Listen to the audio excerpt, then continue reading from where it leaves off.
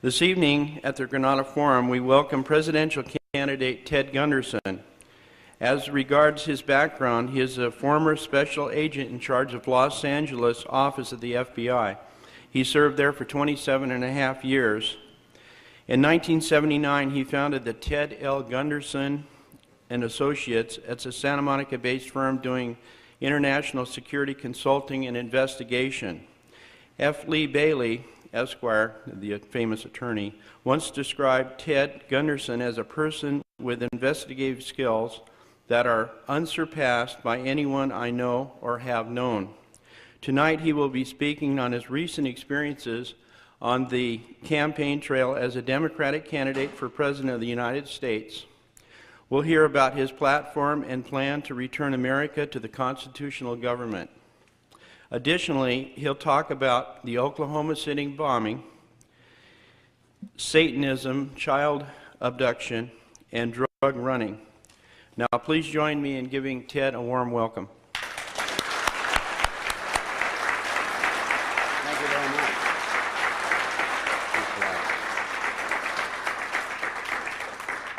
much. Thank you very much. It's a pleasure being here. And, you know, I kind of changed my lecture around driving up here today, and I just prepared something brand new. I'm getting kind of tired of the drugs in Oklahoma City.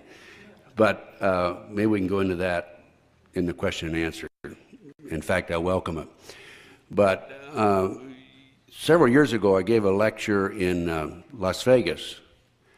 And after the lecture, a man walked up to me without identifying himself, without introducing himself, and he said, "I want to present this to you. I want you to understand what you're combating and what the problems are in this country at the very lowest level and at the highest level, too." And he handed me this book. It's called Pawns in the Game. And this book is written by William Guy Carr, and he's a retired commander. And basically what it is, it's a story about the secret government, the shadow government, the Illuminati. And for a long time I've thought, you know, I think that we should all know about that. And that's something that oftentimes on the radio shows they don't want you to get into because people seem to be afraid of it. And many of the announcers and the hosts don't like to get into too many controversial matters. What do you want me to do? Oh, hold it up? Sure. So what I'd like to do tonight, and we'll discuss those other matters, Oklahoma City bombing and my political career, which so far has been very exciting and very interesting. In the question and answer, if we may. By the way, okay, take it down. Thank you. Okay. How long of a program would we like to have here tonight? Can somebody tell me so I can kind of time it? Hour and 15? Okay. When the bell goes off at 9:15, why, if you want to just get up and walk out, I'll understand. Okay. But let's talk about the Illuminati. After all, based on everything that I've been able to come up with and research, really that's the very essence of the problem in this country today and around the world, really. And it was founded on May the 1st, 1776, by Adam Weishaupt. He was a German, and the basic philosophy of the Illuminati was superior beings with superior intelligence have the right to rule those less gifted because the masses don't know what is best for them. That sounds kind of like an interesting situation. And so I'm going to just kind of go to the book, and then we're going to go back to real practical experiences, and then we're going to go back and forth. We're going to kind of pick this book apart.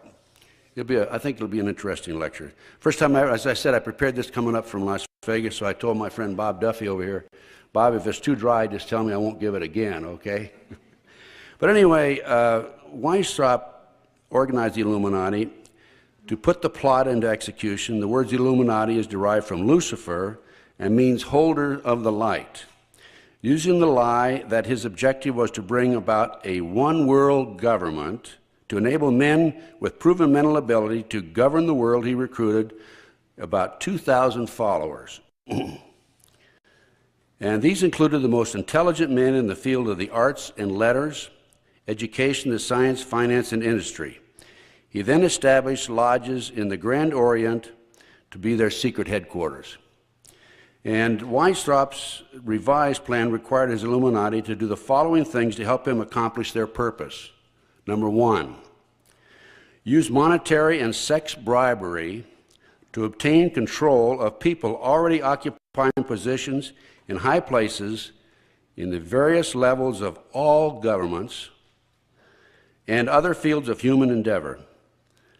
Once an influential person had fallen for the lies, deceits, and temptations of the Illuminati, they were to be held in bondage by application of political and other forms of blackmail and threats of financial ruin, public exposure, and physical harm, and even death to themselves and to their loved ones. Now, I became involved in the Jeffrey R. McDonald case. I'm sure many of you remember that case. And that was my first exposure to the Illuminati. Within 10 months of entering the case, I obtained a signed confession from Helena Stokely. The Jeffrey R. McDonald case, is there anybody that does not remember that case? He's a former Green Beret doctor who was convicted of murdering his wife and 2 children. February 17, 1970, Fort Bragg, North Carolina. He didn't do it. October 25, I obtained a confession from Helena Stokely right down here in Westwood in my office. And at that time, she said that Dr. McDonald did not commit those crimes. Those crimes were committed by my satanic cult group. And being, as I've been in the FBI 27 and a half years, almost 28 years, believe it or not, I really didn't know anything about Satanism or about satanic activity. That was my first exposure to it. And since then, believe me, in researching and as a matter of practical experience, I've run across it time and time again. So the first phase of Mr. Weisstrop's proposal was drugs and sex and blackmail, right? Well, in the last 16 years I've been involved in this field. I just have a few headlines here. Washington Times, power broker served drugs, sex at parties, bug for blackmail. Homosexual prostitution probe and snarls officials of Bush and Reagan, Washington Times again. Top Japanese politician linked to Spence, that's Craig Spence. Craig Spence was a CIA operative whose specialty was to set up and blackmail prominent politicians, dignitaries, ambassadors, and so forth. And once they were blackmailed, then, of course, our government, mainly the CIA, for the most part, had them in their hip pocket. So that's a very common thing. And also, I've run across this situation in the Nebraska case. I became involved in the Nebraska case. It's called the Franklin cover-up in late 1989. And as a result of my investigation and working with John DeCamp, we developed information about the children who were being taken out of private schools in Omaha, boys and girls, by private limousine to Sioux City, Iowa, 120 miles away, placed on private jets and flown to Washington, D.C. for sex orgy parties with congressmen and senators and prominent politicians, governors, and ambassadors. So these kids, some of these children were also taken to the Republican National Convention in New Orleans and also in Dallas, Texas. It's a typical situation. Now, when it comes time to vote on a particular bill, and somebody comes around and says, I want you to vote this way because you remember we were at that party the other day and there was that 10-year-old kid back in the bedroom with you, how do you think he's going to vote, right? And I might mention that the kids all placed George Bush at one of those parties when he was vice president. Our George Bush, which doesn't surprise me, of course. Okay, the next point in question with this, the Illuminati and Mr. Weisstrop's ideas is the Illuminati on the campuses and on the faculties of colleges and universities were recommend students possessing exceptional mental ability, belonging to well-bred families with international learnings for special training in internationalism. This training was to be provided by granting scholarships to those selected. They were to be educated and indoctrinated into accepting the idea that only one world government can put an end to recurring wars and tribulations. They were to be at first persuaded and then convinced that men of special ability and brains had the right to rule those less gifted, because the Goyim, meaning the masses of the people, didn't know what is best for them physically, mentally, and spiritually. And then it goes on and it mentions the 3 specific schools. And then the third point in his platform was to influence influential people trapped into coming under the control of the Illuminati. The students had to be especially educated and trained, were to be used as agentur and placed behind the scenes of all governments as experts and specialists, so they could advise the top executives to adopt policies which would, in the long run, serve the secret plans of the one-worlders and bring about the ultimate destruction of the governments and religions they were elected or appointed to serve. Now let's think back to Franklin Delano Roosevelt. You remember his Secretary of State? What was his name? I was trying to think of it. Cordell Hull. And just recently, well, it wasn't Cordell Hull. It was the... Huh? No, it was the... it's been documented since the Soviet Union... I can't think of his name. Stenson? No, that wasn't it. Anyway... No, that wasn't it either. Well, I'll tell you, recently I was trying to think about this coming up, and I couldn't think of his name. I'll find out for the next lecture, by the way. Well, he wasn't secretary, he was a top advisor, and he went with him to Yalta, Franklin Delano Roosevelt to Yalta. Yes. And it's been documented since the fall of the wall, the Berlin Wall, it's been documented that Alger Hiss was, in fact, a Soviet spy. And look what we gave away at Yalta. So this is typical. The fourth point, the Illuminati were to obtain control of the press and all other agencies which distribute information to the public. News and information was to be slanted so that the Goyim would come to believe that a one-world government is the only solution to our many and varied problems. Well, I don't probably have to talk to you much about the one world controlled press, because that's exactly what they are. And I've had some experience on the campaign trail in that regard. In late November, I decided to run for President of the United States. I'd been a Republican all my life, but I felt that to be the most effective candidate, I should, for the first time, register as a Democrat, and I did. And as a result, I went to a number of Democratic rallies, and I publicly stated how I felt, and I was not too popular. I was kind of like the bastard at the family reunion, if I may say.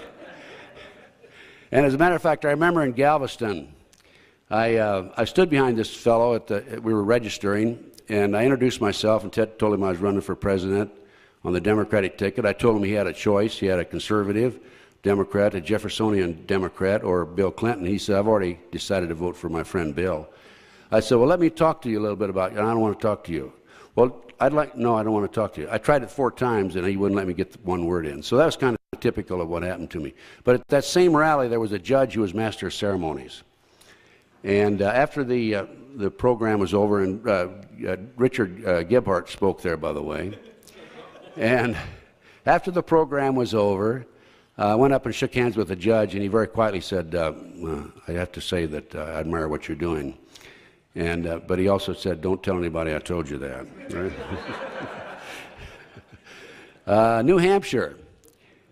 In New Hampshire, the first press release that came out gave Clinton as 94% of the vote. And the rest of us all had 6%. Now, I registered in New Hampshire, and unfortunately, I was not able to even make a trip to New Hampshire because my finances were so tight. But I did end up 11th out of 21 candidates, so there's somebody up there that knows about me anyway. But in checking behind the scenes, so to speak, I learned that the truth of the matter was that Bill Clinton received 91%, the rest of us received 6%, and 3% of the people took their ballots and didn't vote for anybody. So that's, of course, one of the ways that they do it. Austin, Texas, one Sunday, here a couple of Sundays ago, they had a rally at the state capitol building for the Branch Davidians, and I was asked to appear there as a speaker, make a few comments. I was about the fourth or fifth speaker. I was the fifth speaker, as a matter of fact, and they had some of the victims and some of the victims who were able to get out of there. One man, I felt so sorry for him. He lost his 18-year-old daughter. He was also there and was able to get out. They had the relatives of the victims and so forth. And I was the last speaker. And when I got up to speak, a CBS affiliate there took the cameras down and walked off. And so I started talking about some of the problems we have in this country, you know, little things like billions of dollars of drug money laundered through BCCI and a savings and loan fiasco where people lost their whole life savings, and Ruby Ridge and Waco. And I felt that the media should at least be aware of it, since they don't ever print anything about those various items. And they just kept on walking. And finally I just said, you know, ladies and gentlemen, you've been betrayed and we've been betrayed. We've been betrayed by the White House. We've been betrayed by Congress. We've been betrayed by the politicians. And worst of all, we've been betrayed by the American press and by the American media.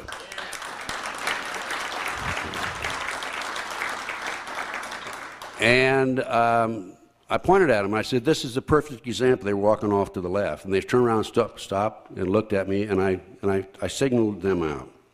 In Iowa, just the other day, I don't know if you're aware of this or not. If it even came over on the news service, Peter, I don't know if it did or not, but I heard about it through my sources.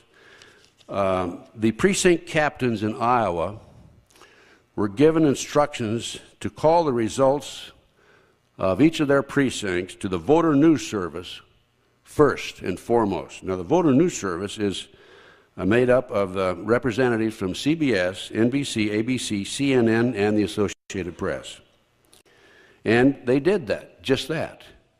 And I also heard through various sources that on that particular day there were 8 primaries. This was a caucus in Iowa, of course, but there were a total of 8, including this caucus. And in Iowa, in the 6 of the 8, the precinct captains, the Republican precinct captains, were given the same instructions. They can't prove it in the other 5 because they were all using computers, and it's impossible to determine if a computer is accurate or not after the fact. There's no way to go back and check on it. But in the Iowa situation, they went back and they found out that they shaved 13% of the votes off of Buchanan. And I understand that story was broken in the Manchester Union Leader, which is a Republican paper in Manchester, well-known paper. But I didn't see it any place, and I've been trying to be alert for it. Did it come across the news service? Okay. That's typical of the American media and the American press. Now, let's talk a little bit about the computers. And something absolutely has to be done about these electronic voting machines. John DeCamp, a good friend of mine, an attorney in Lincoln, Nebraska, was running for governor of the state of Nebraska in the last election. A week before the election, he was first in the polls. First time in the history of the Omaha World Herald, by the way, that they had never published the results of the polls. Now, there's a reason for that, because John DeCamp had identified one of the main perpetrators in the Nebraska Franklin cover-up case as Harold Anderson, former publisher of the Omaha World Herald. And of course, Bob Wadman, chief of police, was one of the individuals identified by the children. And Eugene Mahoney, head of the Nebraska Forestry Service, was identified. And 2 other very prominent citizens there in Lincoln. But he ended up in the election coming in 3rd. He was leading the week before, ended up in 3rd. He checked in, John and his associates, his people, checked into the computer system. And basically, the way that it works is this way. The ballots are put into the box at each location, and then 2 people from each party at each machine, and 1 person from the election committee is at that machine also. Now, they run, say, 120 ballots through the machine just as a sample. And if they all check out, then they continue to run the rest of them. And they say, well, this machine is all right because the 120 were accurate. But the trouble is they can set those machines so that starting with number 139, somebody else gets the vote. In fact, there's a lady in New Orleans who, after the election, she was defeated. After the election, she went down and personally checked the machine. She punched her name, and the vote came up as her opponent's vote. So something has to be done. I think they need to outlaw those. Speaking of drugs, and as we're talking about basically the Illuminati, I'm going to mention one of the programs that's being used by a clandestine group of U.S. government operatives, primarily the CIA. It's called the Black Rose.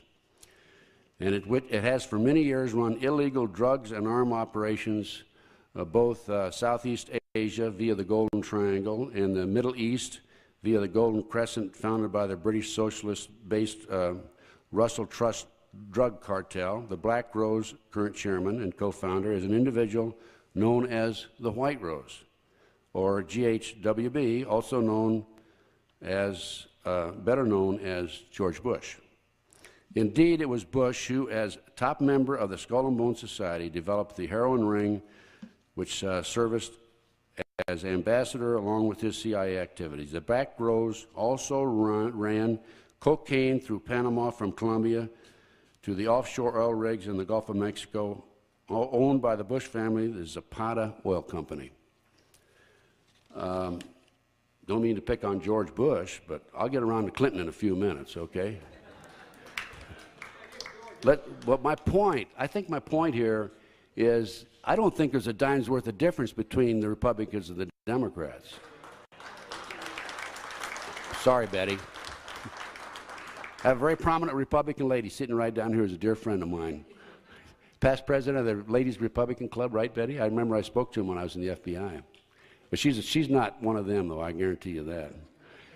But anyway, you know, we really have some problems in this country, and I don't think there's that much difference between Bush, Dole, or Clinton, all the three of them. And I'm going to I'll discuss Dole a little bit later on. But anyway, in a subsequent meeting of the Illuminati on July the 16th, 1982, they came up with a 7-part goal. Now listen to this closely. They came up with an order of chaos. Create chaos in your society, in your home. Abolishment of private property. Abolishment of inheritance.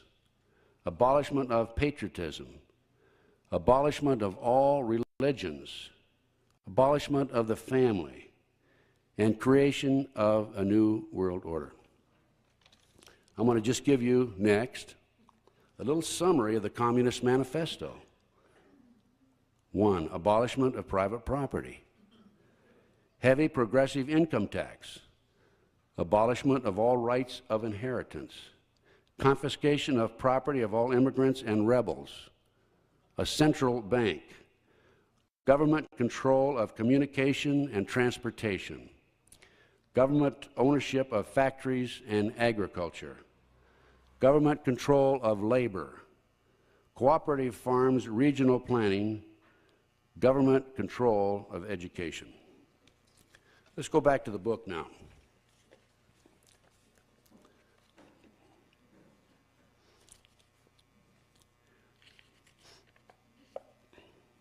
Now, in 1773, when Meyer Rothschild was only 30 years of age, he invited 12 other wealthy and influential men to meet him in Frankfurt.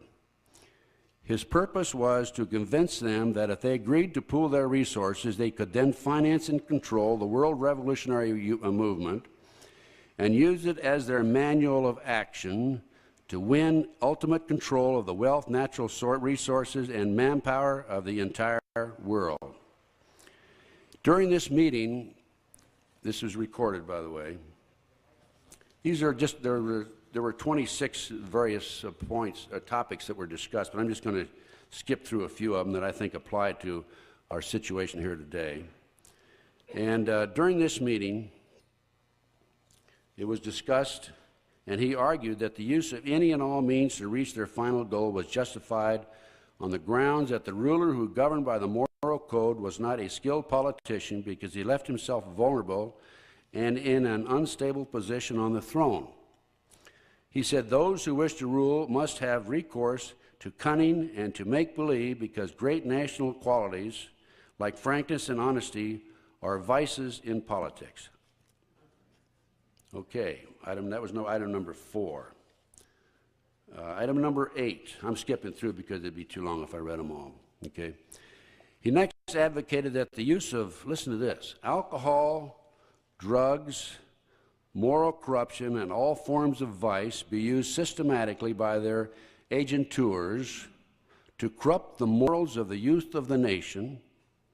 He recommended that the special agenteurs should be trained as tutors, governesses, clerks, and by women in the places of dissipation frequented by the goyim. That's the mass of the people, by the way. He added, quote, "In the number of these last, I count also the so-called society ladies who become voluntary followers of the others in corruption and luxury. We must not stop at bribery, deceit, and treachery when they should serve towards the attainment of our end." So we talk about drugs. And is it not obvious what's going on in this country? What about Iran-Contra, arms for drugs? I personally have talked to 2 CIA pilots who were involved in the drug operation. One of them spoke here recently, Terry Reed. Another one's a good friend of mine in Dallas, Texas. And why neither one of these people have been suicided, I will never know. But the one in Dallas has been sent to jail, and attempts were made on his life once he was in the prison. So our friend Bill Clinton was fully aware of the situation in Arkansas when he was governor. In fact, the Mena, Arkansas operation lasted for at least 10 years. It was personally brought to his attention by Larry Nichols. I think some of you heard Larry Nichols last night. But Bill Clinton told Larry, well, it's not a state matter, it's a federal matter. The Arkansas Redevelopment Authority was designed by Bill Clinton and some of his colleagues, and every loan that was supposed to have been made for the churches and the schools and the students, every loan was personally signed by Bill Clinton. This is documented in Clinton Chronicles, and the most recent of which is Clinton Chronicles 2. Have any of you seen Clinton Chronicles 2? It's available. Do we have any back there? It is available, I think, at our table. There may be somebody else is selling it also. But there's no question about the Mena, Arkansas situation. In that 10-year period, there was not one confiscation of an automobile, a railroad, or an airplane with drugs, and there was not one conviction, in spite of the fact that the governor of the state of Arkansas, Bill Clinton, knew fully well about the operation. The police officers who attempted to investigate the case were either reassigned, and some of Bill Clinton's personal security guards, one in particular, was murdered. And 5 of the security men said that on at least 100 occasions, Bill Clinton was involved with at least 100 different women. In other words, he's a womanizer. As Congressman Dennemeyer said, he's a womanizing, draft-dodging. What was that? Spot smoking. Liar. Pathological liar. Pathological liar. And he should be impeached, and I'll have to go along with that. Now, what about the CIA? Well, I first ran into CIA drug operations and also Army drug operations, again, going right back to the Jeffrey R. McDonald case. I couldn't believe that they were bringing drugs, and I was kind of a Boy Scout, I guess, being in the FBI. It was a good organization then. I was apple pie, Chevrolet, and all that, and very patriotic. I still am, of course. But I couldn't believe that our boys who died for us in the Southeast were being used, their body cavities were used by placing drugs in plastic bags and being brought into this country by Army personnel, top-ranking officers, police officers involved in the Jeffrey McDonald case, at least 2 attorneys. And by the way, this is documented in Time magazine, January 1, 1973. And then the Nugan Bank was set up in Sydney, Australia, specifically to launder money coming out of Southeast Asia in the 60s and the early 70s. And then we had BCCI. And who's behind this, primarily? The CIA. The CIA. I've talked to CIA agents who told me that we make other terrorists in the country look like a Sunday school class. that we are the most treacherous terrorists active in the world today. The CIA is. I don't know if you're aware of MK Ultra, the mind control program, or if you're aware of some of these other operations that the CIA has. I have a whole list of them. It'd take me 2 hours if I started reviewing them with you. But this is disgraceful. Disgraceful, not only as human beings, but also as a democratic organization and country. We're actually a totalitarian country as far as I'm concerned. Okay, so we have drugs, and then the next item that on the agenda in the book says, number 6, he then admonished his listeners with these words, quote, "The power of our resources must remain invisible until the very moment when it has gained such strength that no cunning or force can undermine it." He warned them that any deviation from the line of the strategical plan he was making known to them would risk bringing to naught the labors of centuries. That pretty well speaks for itself. I think that the Illuminati and this evil element in our society has been very good, mainly through control of the media, in not alerting the American people as to what the underlying problems are in this particular area. And that's all organized. And then item number 9, turning to politics. He claimed, this was at that meeting now, remember? He claimed that they had the right to seize property by any means and without hesitation if by doing so they secure submission and sovereignty. He pronounced, quote, "Our state marching along the path of peaceful conquest has the right to replace the horrors of war by less noticeable and more satisfactory sentences of death necessary to maintain the terror which tends to produce blind submission." Are you familiar with Dianne Feinstein's federal land takeover? Right? I know you are. Are you familiar with the laws that allow our alphabet teams, BATF, FBI, and others to come in and seize assets? Are you aware that there's a statute? I haven't seen this with my own eyes yet. I've been told this. And when I say it's true because I've documented it or I've had the research on it. This I don't have the research on.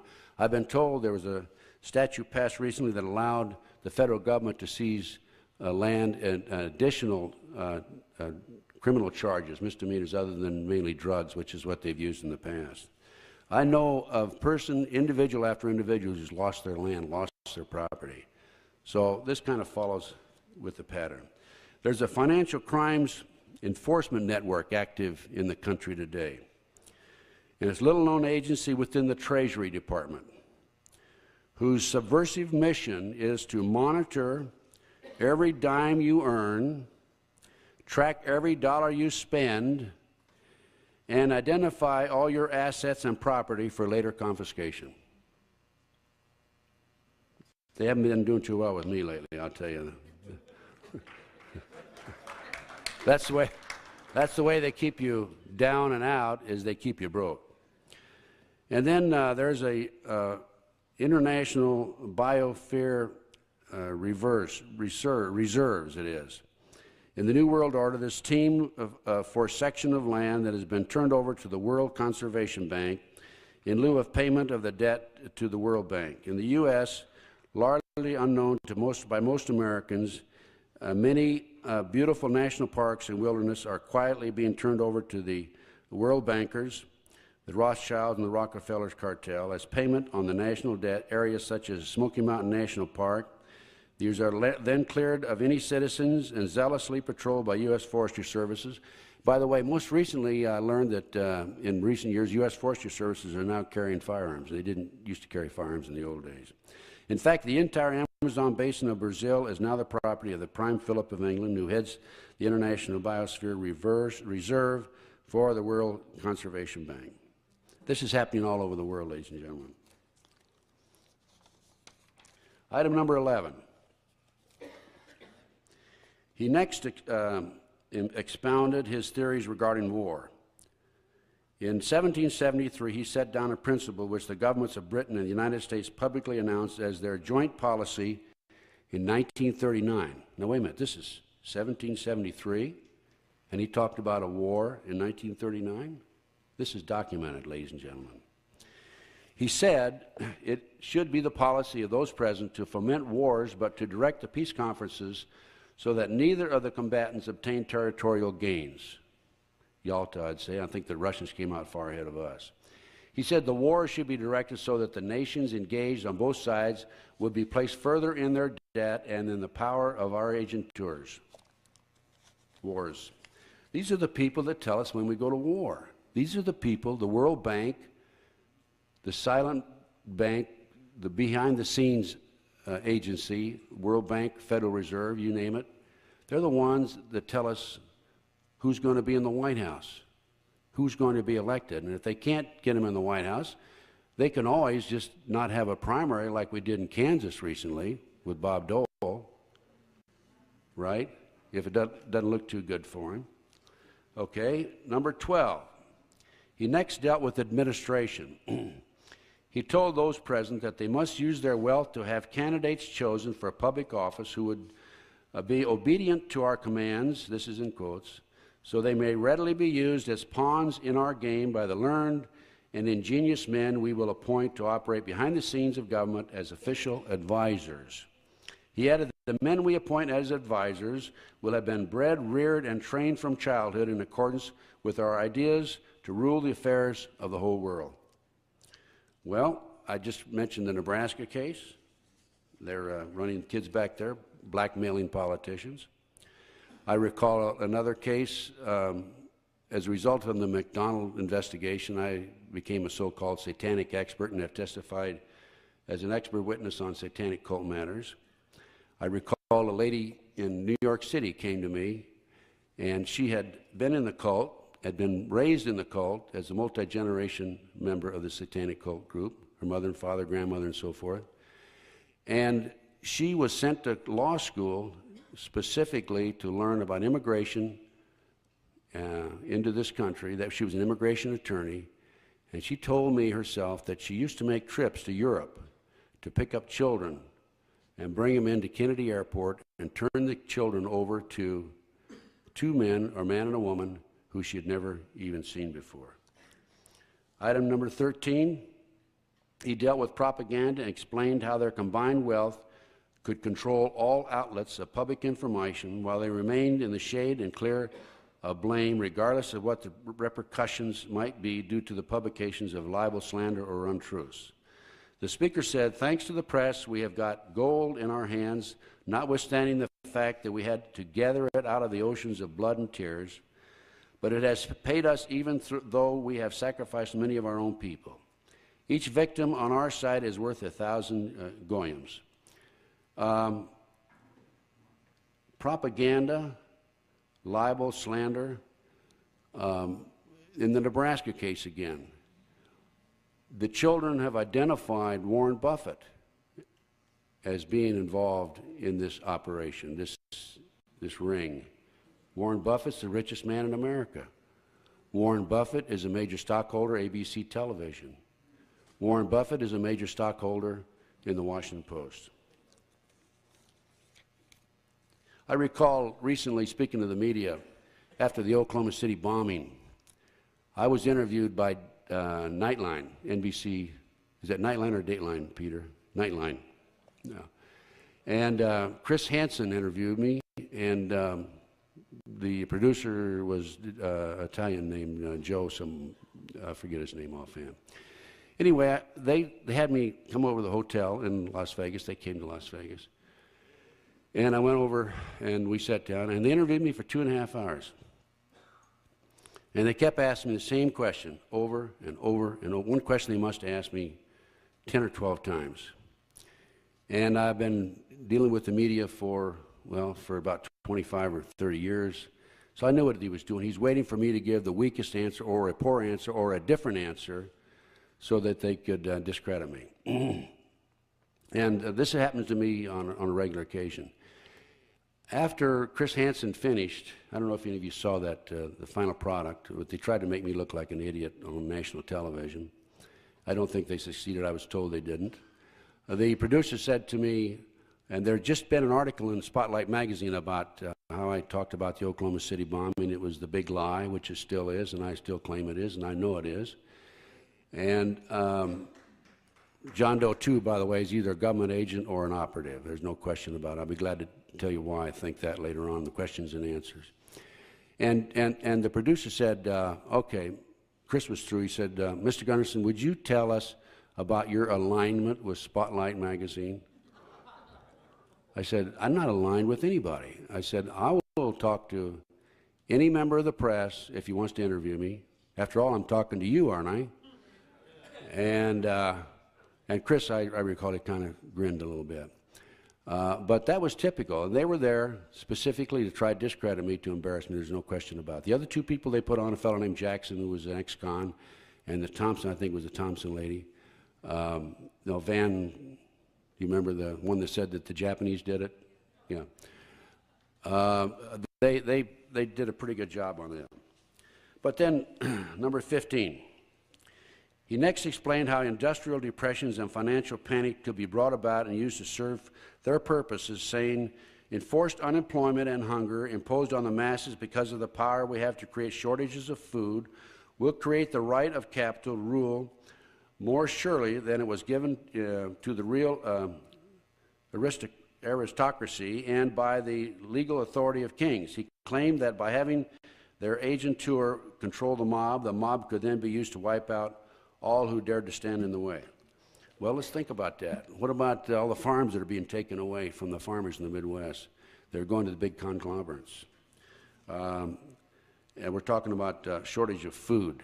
Right now, there's a shortage of food. There's 50 large grain elevators that are secretly hidden in the Midwest that are full of grain from the federal government. The federal government is storing them there.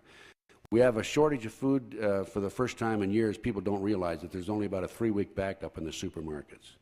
And Kissinger at one time, several years ago, made the statement, if you want to control the population, you control the flow of food and the food supply. What does that do? If they make us hungry and starving, we're not going to be very good fighters, right? And then, of course, as far as financial panic is concerned, as I mentioned earlier, BCCI, billions of dollars lost, their savings and loan, and so forth. Item number 19.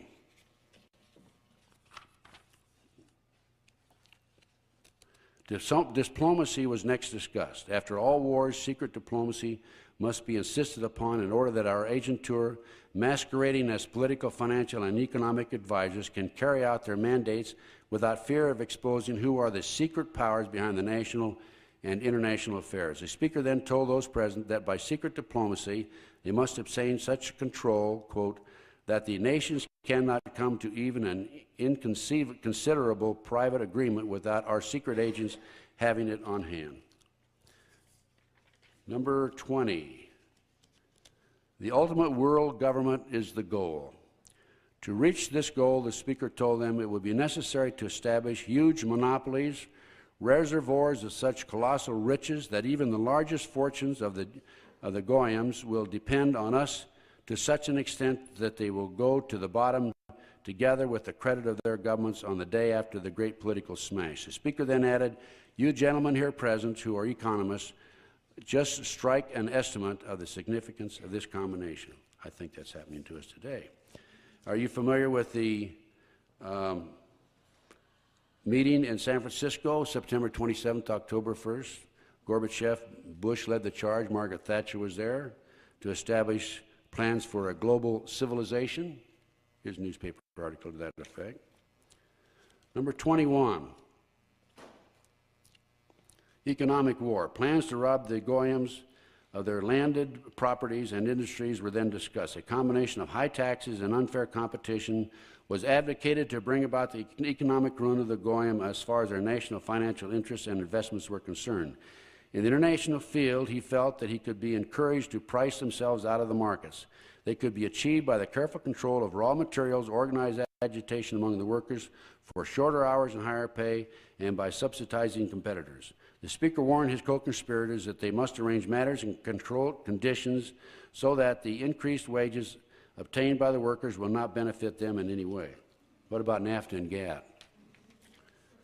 In the oil industry, from the period of 1986 to 1992, there were at one point 4,000 oil rigs in the independent oil industry.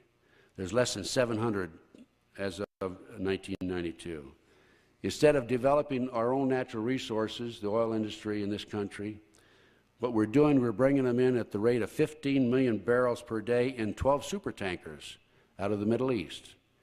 And George Bush and his family, the Zapata Oil Company, own a number of those supertankers. I've been told also by a CIA informant that they're not only bringing oil in those supertankers, but they're also bringing drugs in those supertankers. In the 26 years, from 1946 to 1971, the U.S. trade surplus, I emphasize this, surplus, $98 billion, economy grew at the rate of 4.8% per year, the national debt rose $148 billion. In a 23-year period from 1972 to 1994, the U.S. suffered a $1.6 trillion trade deficit. Economy grew 3.8%. The federal debt soared an annual rate of 3,200%, more than any preceding 26 years by $4.3 trillion. NAFTA and GATT, they've put out vineyards out of business. I understand that there's a high unemployment rate in the San Diego area, and that the number of the companies are moving over into Mexico across the border, putting our people out of work. And we are losing jobs in this country at the rate of 16,300 jobs a week. So far, since GATT and NAFTA have passed, American labor market has lost over 800,000 jobs.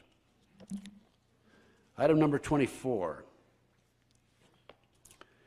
importance of youth.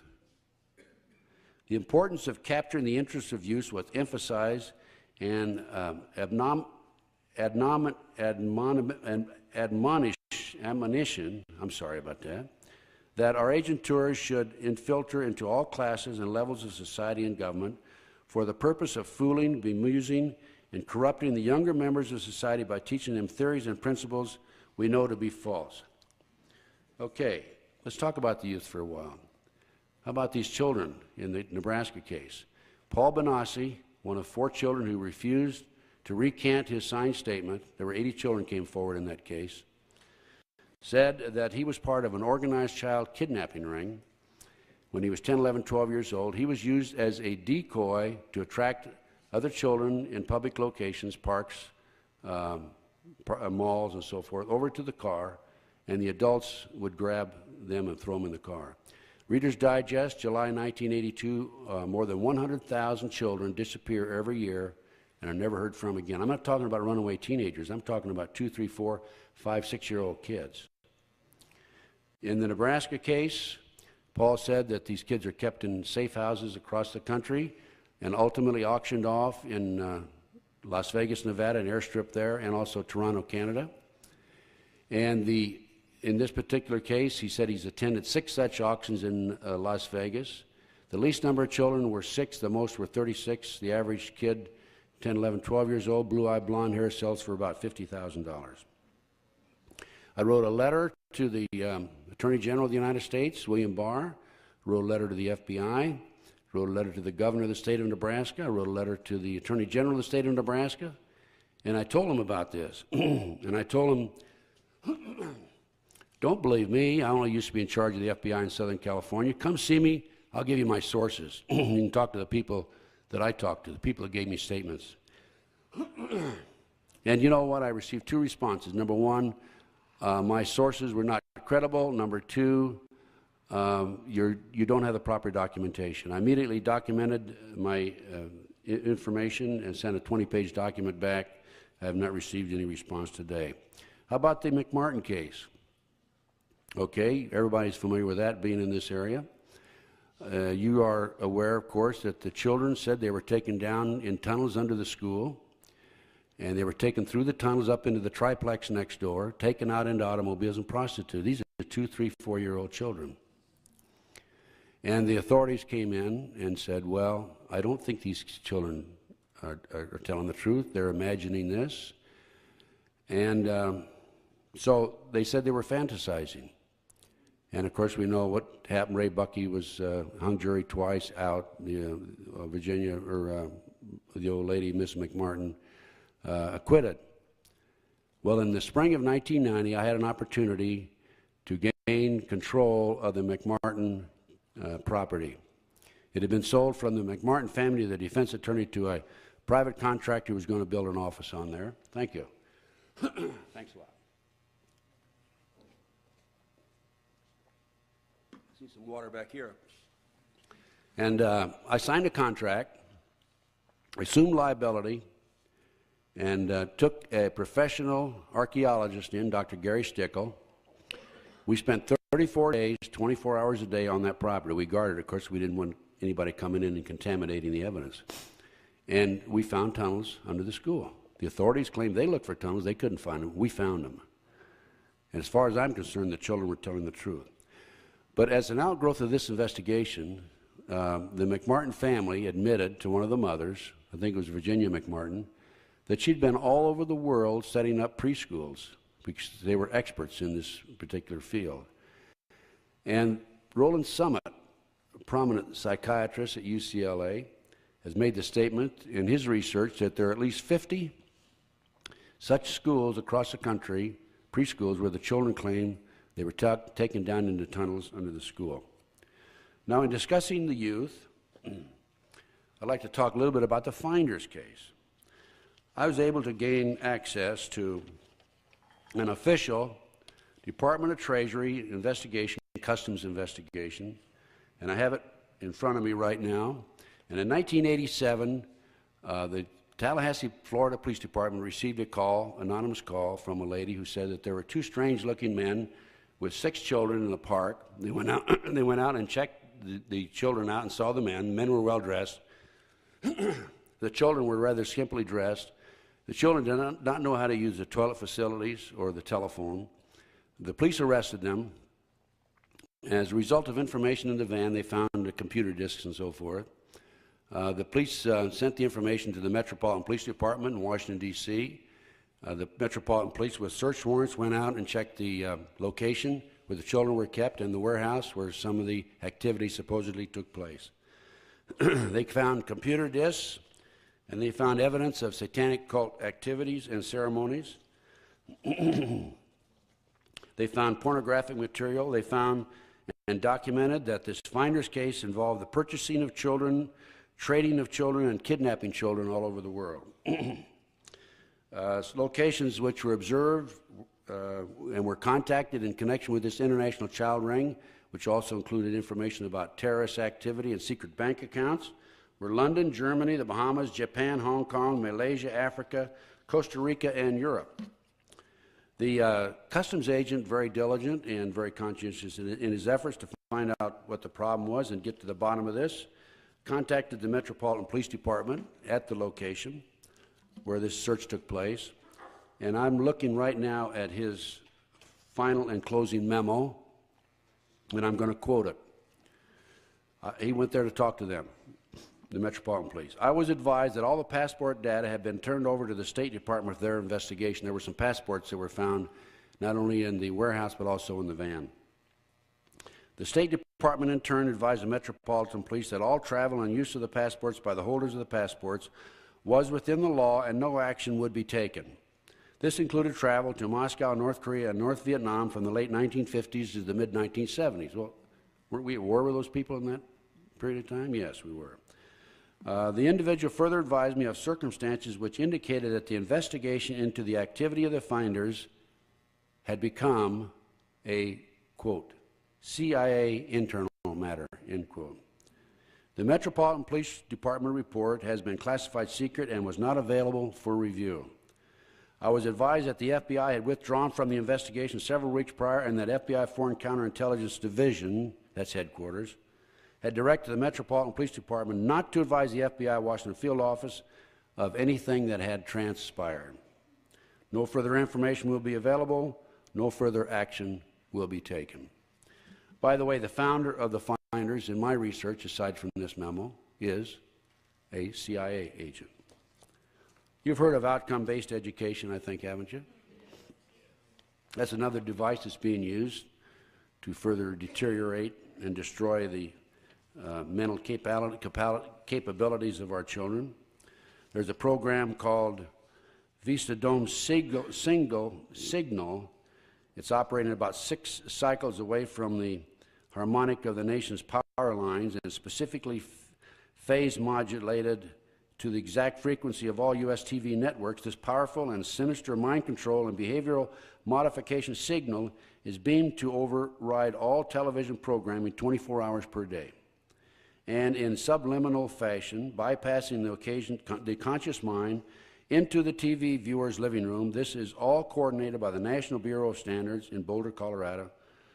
For complete details of what the video drone signal ultimately does to those people most sensitive to it, see the movie Viderdrome,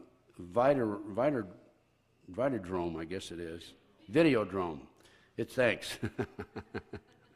This is in long-range writing. It's based on science fact, not science fiction. Have any of you seen that movie? You probably heard about this before then, huh?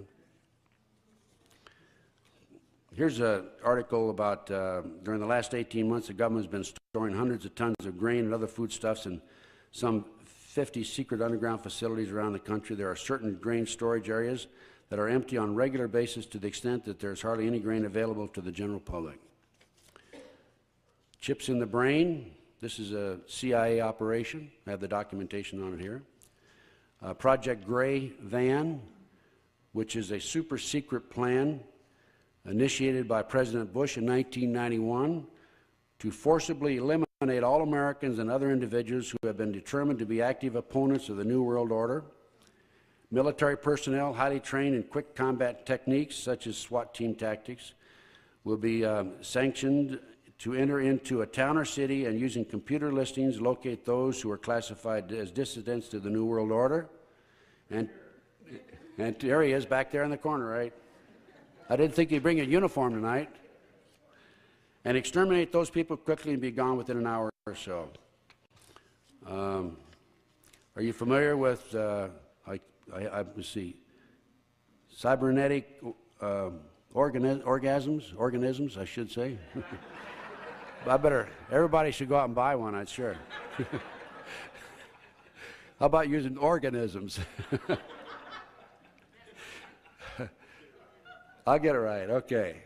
A human being who is part machine and fully automated as created secretly by NASA for deep space missions. I have documentation on that also, and a number of other CIA programs.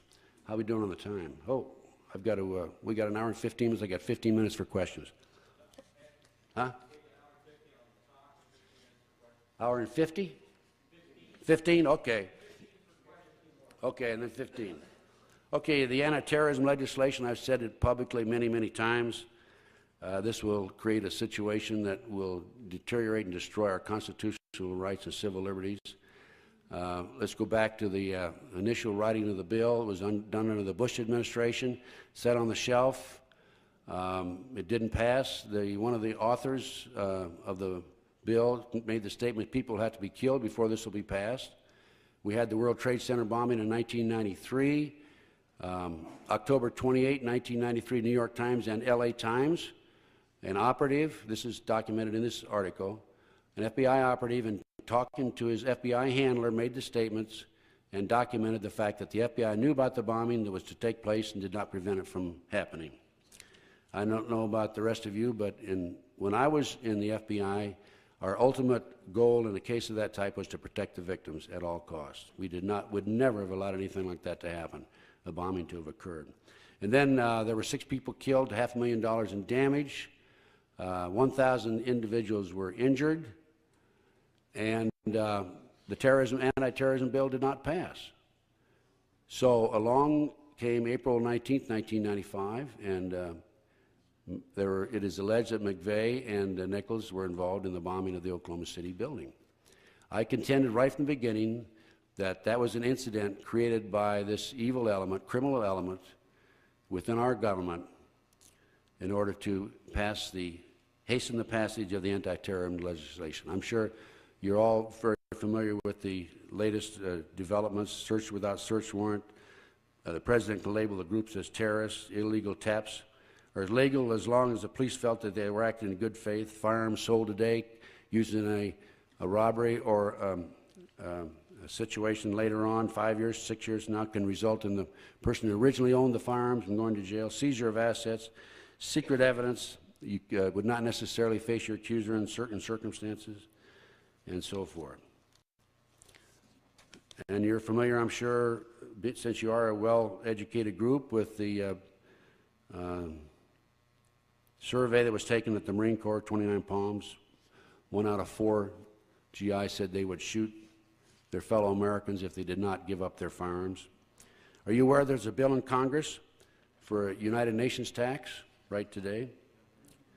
Before Bush left office, he signed a treaty that would allow us to send our troops to overseas in the event of insurrection overseas, and foreign troops to come into the United States in the event of insurrections.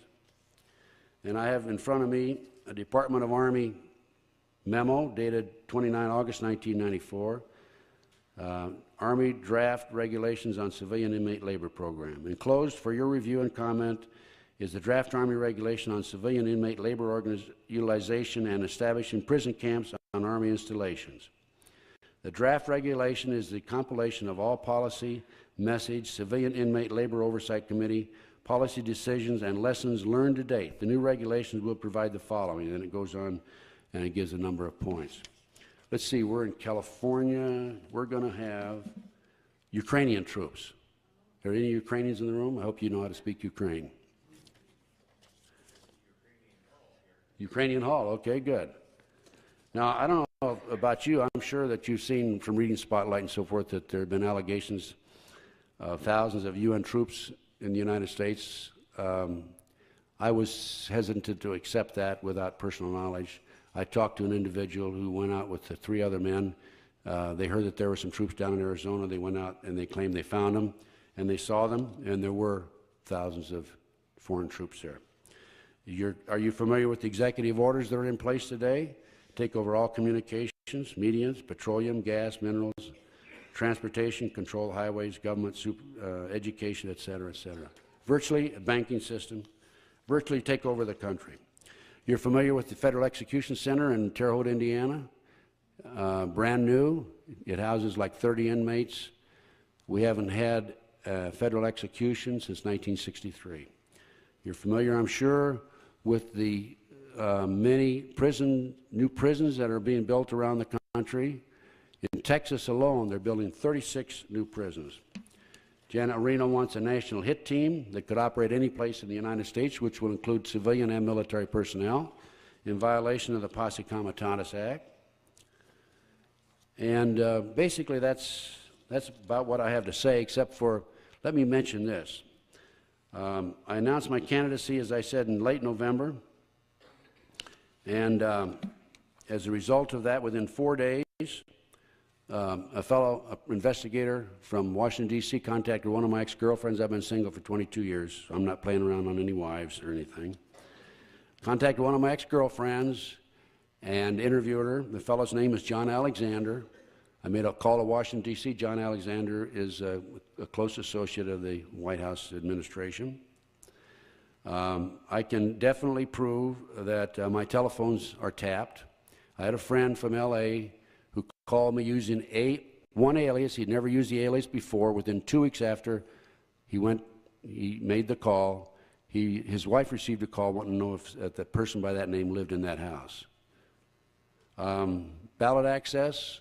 I was not given ballot access in Oregon or in Tennessee, and I was told I was not a viable candidate, and we asked what's a viable candidate, and we were told that a viable candidate is determined by the national media.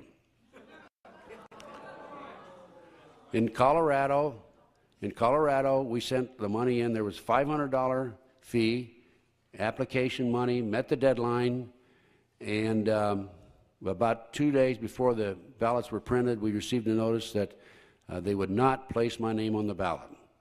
because I was not a viable candidate again, and they kept the $500, I might add.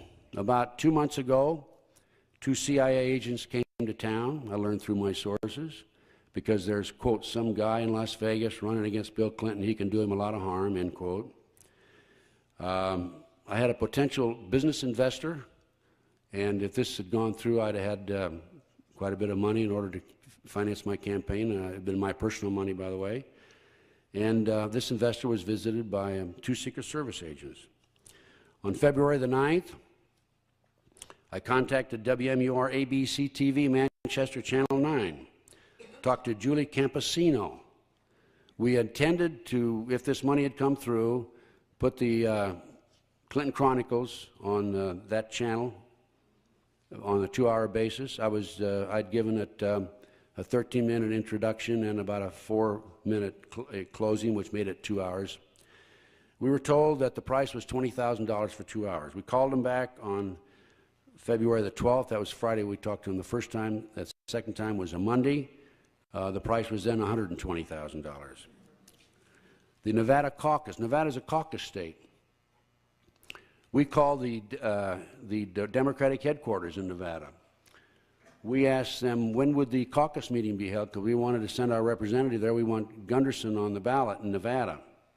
They wouldn't tell us. We had to call the national headquarters in Washington, D.C., Wednesday before, 2 Sundays ago, and we learned that the caucus meeting was going to be a certain place, certain time, the following Sunday, 4 days later. We attended, some of our people attended. I was in Texas campaigning. And there were several applications to be placed on the ballot, in addition to Bill Clinton. And the speaker accepted them, but didn't do anything with them. And the only name on the ballot in Nevada will be Bill Clinton. There were 3 speeches, and that was it. There was no voting. By the way, I met with the head of the Nevada Democratic Party. I thought out of protocol it would be nice to meet her and say hello to her. And I walked in, and she looked at me. She says, "Oh, you're the candidate." I thought I had something on my tie. You know? And I said, "Yes." And so we sat down and started talking, and she said, "Why did you decide to run for president?" And I said, "Well, I was in the FBI when it was a real organization." "Wait a minute," she said. "J. Edgar Hoover was gay." I said, "No, he wasn't." And so I argued with her about that. And then in the end, she said, "Well, you have your opinion, I have mine." Then I went on to explain why I was running. And then later on, I said, "Well, do you have any advice?" She said, "Yes, go get another job." And then later on, I said, "Can I expect any support from the Democratic Party?" She said, "No." I was scheduled for a forum with other presidential candidates in New Hampshire on February the 16th. It was on a Friday. Something told me the Thursday morning before I jumped on the plane that I should probably call. And I did, and I found out it had been dropped from the schedule without being notified. One of my campaign workers went to Florida, hooked up with Terry Reid. I talked to Terry about giving his lecture up in New Hampshire. If my money had come through, I was going to use Terry, very frankly, and I'm not ashamed of it, to not campaign for me, but just to go out and lecture about drugs and Clinton's involvement in drugs. One of my campaign workers went to Florida to meet with some of Terry Reid's people, and he was beaten up and left for dead. I've had surveillances on me. My mail has been opened, and I've been cut off a number of radio shows for no apparent reason. But anyway, I feel like, I think, of course, we all know that, has it been announced officially that Clinton has the candidacy? Well, the Democratic headquarters told us that he did. So just last week, I decided I think it's time for me to change parties again. So I went over and I re-registered, and I'm a candidate for the Independent American Party, which is the taxpayers' party.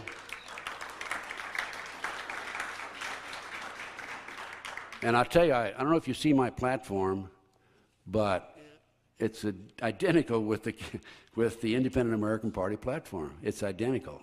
I don't think there's much on there that you don't have, that I don't have, if that's who you are out there. So I think it's and I'm going to help them register as many people as I can. Probably be going to Arizona in another week or 10 days to help down there. It's important that we establish candidates at all levels, state, county, and the precincts and the districts. So now, in closing, I'd like to mention I ran across this book, and it's a dynamite book. I didn't author it. I've written the book, How to Locate Anyone Anywhere Without Leaving Home. And I had an opportunity to talk to Galen Ross Sr. when I went through San Marcos, Texas. And he has a brand new book that's called Who's Who of the Elite. And it identifies the members of the Bilderbergs, Council on Foreign Relations, Trilateral Commission, Skull and Bone Society, and the Committee of 300. And it's a little expensive. It sells for $30. But I'm telling you, I think it's worth it. And what I think you should do, if you have the $30, is buy this book and sit down when you watch television, look up these names alphabetically, and I think you'll be surprised to learn how many of these people are in positions of authority and influence. Anyway, that's my time. Thank you very much. You might hold it up? Yeah. This is available, by the way, through our office. We also have a number of other books that are available. Corruption, Satanic Cult Drug Network, The Mystery of the Carefully Crafted Hoax, How to Locate Anyone Anywhere Without Leaving Home. Patty helped type on that, I think, Patty, didn't you? And by the way, it's great to see some of my old friends out here. Thank you very much for coming. Is that it? Thanks a lot. Ted, we're going to do the questions. Oh, yeah. We're going to do the questions now, Ralph? Yeah, okay. Okay, anybody who has a question, Ralph will try to get the microphone to you, or go back and see Ralph right now, because we want to get it recorded so we can hear. Thank you, Mr. Gunderson, for coming tonight. It was very interesting. You said that you had proof of tunnels at the McMartin School. Do you have photographs or videotapes? Yes, we have photographs, and we have a preliminary report back there, don't we, Ray Duran? Do we have the McMartin preliminary report back there? Do we have the McMartin preliminary report back there? We don't have. We've got it in our office. And we have the scientific report, which is about 186 pages long. Yes, we do have it. We have photographs. All right. Thank you, sir. There were a lot of pictures taken by the TV people, by the way. And those would be available if you want to request them. Sometime in about the last 12 months, there was on public TV showing a thing. It's called Jihad America. Is this any truth to this, or is this just a drummed up thing? You'll have to enlighten me as to what Jihad America is. Jihad America was a extremist Islamic groups that's trained in martial arts and trained as to how to use weaponry of all kinds. I don't know anything about it. I'm sorry. I didn't know. It's supposedly some undercover agents of the FBI or the CIA went in and gathered this evidence. It was on public TV within the last 16 months. Yeah, I'm sorry. I don't know anything about that. Excuse me 1 minute. We're taking up a collection for Ted for his campaign. Rich has got a bucket back here. He'll be passing it around. So we'd like everybody to donate to his campaign. Hey, thanks a lot. Well, that's great. Yeah. That'll pay a few telephone bills, I hope. Yes, every time that there's a proposed piece of gun legislation, you'll have an incident where somebody will kill a bunch of people. And all of a sudden they'll point and say, this is the reason we need to have this gun legislation. But every time they investigate these incidents, they find invariably the person that perpetrated the killings was on Prozac or some kind of a psychoactive drug. Do you have any information on that, or could you enlighten us about that? Yes, I can. I have a paper about 3 inches thick of all the various CIA programs, and one of them includes mind control and people that are trained to go out and create these incidents and hasten the passage of anti-gun legislation. Yes, sir. Are you familiar with this FBI criminal espionage investigation of the CFR? Yes, I am. Being foiled, okay. Mm-hmm. Yes, I am. Are you selling that back there? No, I just, this is part of my collection. I just wondered if you had any information. I'm familiar with that. Yes. Okay. Yeah, and one of my old buddies in high school is a member of the CFR, by the way. He quit speaking to me the last time I ran into him back at the hometown. Yes, Peter? Yes, okay, that's a good idea. My phone number in Las Vegas is 702-262-6410. 702-262-6410. Do we have any literature back there, Ray Duran, with our phone number on it? We do? Okay. If you, on the way out the door, you can grab that literature. You can get all our books, yes. We have, what we have is how to locate anyone, anywhere, the mystery of the carefully crafted hoax, which is the Nebraska case, the plan by Paul Fisher, who was a candidate in 1960 against Jack Kennedy, the Finder's Report, the official customs report, which I read today, and the Oklahoma City bombing report. Total package is $50 plus mailings, $5, $55. We have a 3-volume set, caption, Corruption, Satanic Cult, Drug Network. It's a total of $55, which kind of encompasses a lot of the material that I gave you here tonight, but documents it. We have the Clinton Chronicles, which sells for $30 with mailing and handling to be $35. And we have a new video out, and I encourage you to buy it. It's called the Gunderson Chronicles, and it's also $35 for handling. And we have Suzanne Harris. Is Suzanne here, Peter? No, she's not. Oh.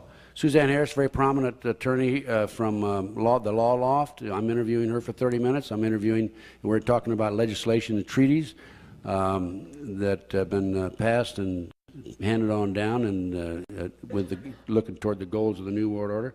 Also to a gentleman who talks about executive orders. And by the way, executive orders are unconstitutional, totally unconstitutional. They were originally designed in order to pass directive orders down to department heads, not down to the public or not to the people.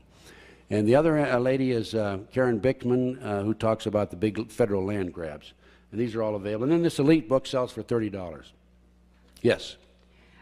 Ted, you faxed to me a step-by-step plan to return to constitutional government. Mm-hmm. Well, I went out and made copies of that. So if anybody's interested in having Mr. Gunderson's plan to return to constitutional government, here's a step-by-step on how to, with information number and fax number at the bottom of the sheet. And I made plenty of these copies at the back of the room. And I want to make a personal comment here. At great personal sacrifice, Ted has been traveling around the country, and it's not been easy for him. Now, irregardless of realistically whether he wins this presidency or not, he is performing an invaluable service to us patriots, educating the people. Thank you. Thank you. Hey, I realize it's a long shot. I realize it's a real long shot, but and if we could get a good man up there, I'm going to keep running. By the way, I'm going to run right up to the end. I hope that means the campaign. By the way. I'm going to run right up to the end, but if somebody as a constitutionalist steps forward and I think he's better than I am or can beat me, I'll step aside for him. It's very, very important, critical that we get somebody in the White House and get rid of these people that are throwing these things down our throat and destroying our whole civilization. By the way, I have something on my platform nobody else does, and that is to get rid of the Federal Reserve System. And furthermore, get rid of the IRS, get rid of the Department of Education.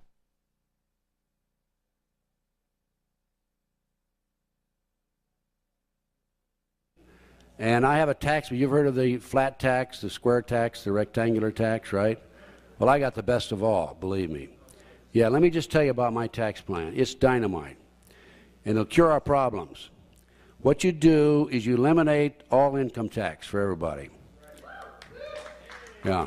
Now, what happens there is the middle income and lower income bracket people spend what? Let's face it, we all spend what? 100% of what we earn, right? So by eliminating your income tax, you automatically have a 20 to 40% raise. That puts $2 billion a day into circulation. With $2 billion a day going into circulation, it's calculated to have 20 million new jobs. You'd have prosperity in this country like you never had before. You'd have jobs for the homeless. You'd have jobs for people on welfare. You'd have new jobs for labor. Okay? So how do you finance the government? Well, of course, we have tariffs and commerce, as the Constitution allows. But also, what I propose is that you have a $200,000 deductible. We're going to let the rich pay, okay? And you tax the assets above $200,000. Like 3 1/3 of $60 trillion would be $2 trillion in income per year. Well, the rich shouldn't complain because, after all, with $2 billion a day going into circulation, their assets are automatically going to go up. So they're going to be making more money. Their assets are going to be greater, so they shouldn't be upset at all about that. Okay. Anyway, did I tell you how I came out? And I talked earlier. Let me just mention how I came out in New Hampshire. I came in 12th out of 21. I think did I mention that? Did I mention in Texas where I didn't? Okay. In Texas, went down. I campaigned almost 3 weeks. I was by myself. I attended as many Democratic rallies as they would allow me to get into where they'd allow me in the building. And there was another lady that helped me. We spent less than $2,500. Had no advertising. We were mainly on the radio talk shows, and we came away with between 30 and 35,000 votes. And it's not a final figure. That's projected figure based on 28% of the precincts that reported. So we have to be very pleased. I'm pleased with that. That means that there's 30 to 35,000 people out there listening to me. And I was saying to those people the same as I talked on Peter's show, and thanks, Peter, for making your show available to all of us in our cause and so forth. This man deserves a round of applause. And by the way, he's married to a lady whose maiden name was Gunderson. Yeah, there she is. There she is, Miss America. Okay. Anyway, I think we did pretty well in Texas. I'm pleased. I'm just sorry I couldn't get on more ballots. Yes, another question. Yes, sir. You mentioned the Franklin cover-up in 1989. Yes. Could you tell me how to obtain documentation that Bush's attendance at one of those? How we obtained it? Yeah, no, Sir? The documentation that he attended. Yes, the documentation is from several of the children who attended the parties. And I personally have a videotape from a kid who saw him at one of those parties. This is in the book, by the way, in Franklin cover-up book. You know, I was on a radio show in Las Vegas not too long, and I named these names, Harold Anderson, Bob Wadman, da-da-da, and so on and so forth. And right after the show, some fellow called the station. He said he wanted a copy of that tape. Well, I know what he was doing. He was going to plan on having me sued for naming these people. And I know that, of course, his research indicated that they'd already been named. And by the way, John Franklin challenged these people. He couldn't get anybody to write it to publish his book, The Franklin Cover-Up. He said, "I beg you to sue me," he said to him publicly. They wouldn't sue him. And of course, they didn't want to sue him because all this information would be made public then. Right, yes, question. Yes, I've heard a rumor for the past 10 years, and this time the source was a man by the name of John Lear, who claims that the attempted assassination of Ronald Reagan in '81 was orchestrated by the same people who did Kennedy through a Manchurian candidate. Do you know anything about that? I don't have any documentation, but I've heard similar stories. And for years, I've went along with the Warren Commission report on the Kennedy assassination until I saw where Dr. Cyril Wecht out of Pittsburgh said that, who was in part of the autopsy, I believe, said that there was more than one gunman. And I know Cyril Wecht. In fact, I've had him work on 2 of my homicide cases that I've worked in the past. And he's probably one of the most renowned pathologists in the country. And I'll take his word for it against the Warren Commission any day. And yet I went along with the party line all those years, and I must have blinders on. But of course, I was being fed the propaganda that you're given. But the FBI, I can understand. We had 164 categories which we were responsible for, and if information came to our attention within those 164 categories, we investigated. If it didn't, we put it in what we call the zero file. So I don't blame the FBI agents per se. It was only after I became involved in the McDonald case and another number of other cases, the McMartin case, and the Victor Gluskin bombing in the Marina del Rey, a bomb under the front seat in the gas tank, 2 bombs. The FBI, ATF, and the sheriff's office all said it was suicide, and $2 million of insurance. We were brought in, our firm was brought in. We established homicide without any doubt. 6 out of 7 insurance companies paid. We went to trial for the 7th Old Republic of Chicago, and we won in a trial. They said the judge ruled in our favor that he was murdered. There was not suicide. I call it suicided, right? But anyway, that's another story. But then more recently, the Oklahoma City bombing. There's no question in my mind that John Doe 2 is an agent or an agent and or an informant or an operative for the federal government. Yes, question. Ted, you mentioned earlier Project Gray Van. Can you just give us a few more details on that? That's the assassination? On Project Gray Van specifically? Yeah, I'll read what I have here. I don't think I read it all. These are longhand notes. That's why I messed up on whatever. I won't say it again. I'll read the whole memo. Some of these memos I didn't read completely. I just skimmed them, if I can find it.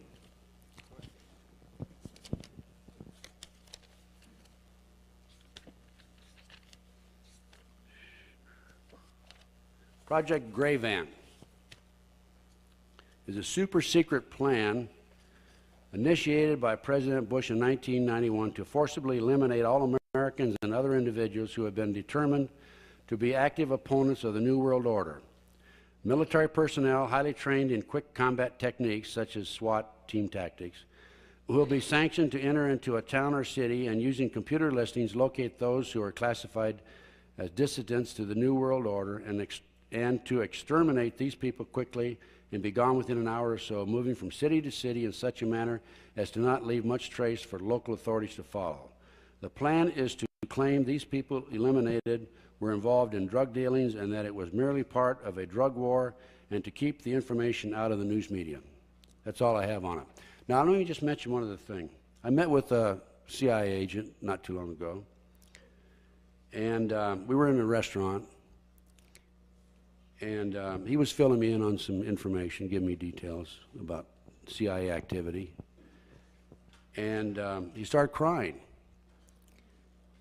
And he told me that for years he thought he was solving a problem, and all of a sudden he woke up one day and he realized he was the problem. And he said that of all the horrible things that he's done, and I know he's killed people, he said it's really starting to bother him. He said he has splitting headaches constantly, he can't sleep at night, and he's really, I don't know what's going to happen to him. I told him he had to go see a psychiatrist. But there's two groups in the CIA. There's the good old boys who realized that the orders they were given were not of humanitarian and in the best interests of those of us who we consider ourselves Christians. And then there's a new kid on the block. And the old-timers are working diligently and are in competition with the new kid on the block. And these are the young guys out of college and so forth who are doing all the professional assassinations and the killings today. And there were two I think CIA is like the mafia. Once you're in, and you're never identified. But two of them have told me that we're the biggest terrorists in the world and the biggest drug dealers in the world. Yes, question. Yes, thank you for coming. I have a comment and a question. By way of personal experience, a couple of years ago, I did attend an American Independent Party convocation for purpose of, it was more like a business meeting, and there was definitely pro-skinhead white supremacist literature on the table for distribution and pickup, so I want you to be cautioned to keep your eyes open for that kind of stuff. You don't want that mud slinging on yourself. I appreciate that. Okay. They've called me other things already, so it doesn't matter. Clinton put out the word I'm a homosexual. Yeah, you need to distance yourself from that kind of stuff. Okay. Secondly, question: do you take Michael Riconosciuto to be credible? Absolutely.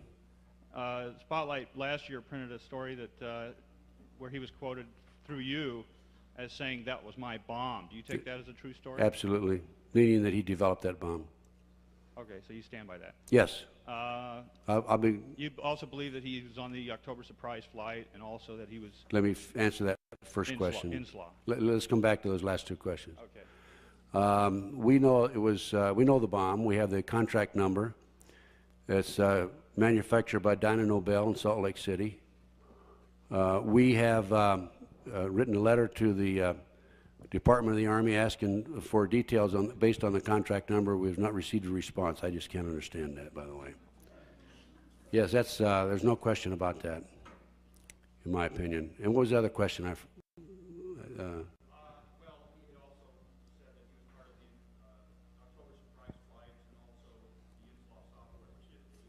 Well, I don't know about the October surprise flights, but I know he's part of the Inslaw problem. I have personal knowledge of that, and I have the affidavits, and I've talked to Bill Hamilton. You're familiar with the Inslaw, the $10 million heist of the computer system? Bill Hamilton, Promise Software. Yes, ma'am. I have a question which really has two parts.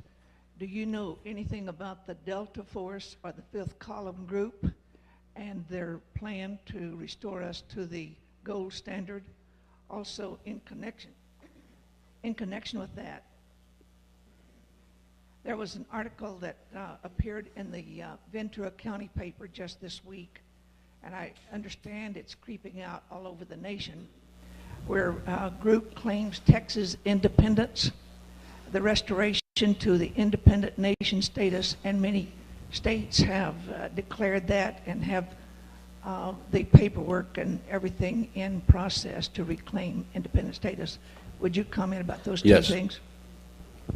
The first question was on the Fifth Column, yeah, Delta Group, yeah, Fifth Column.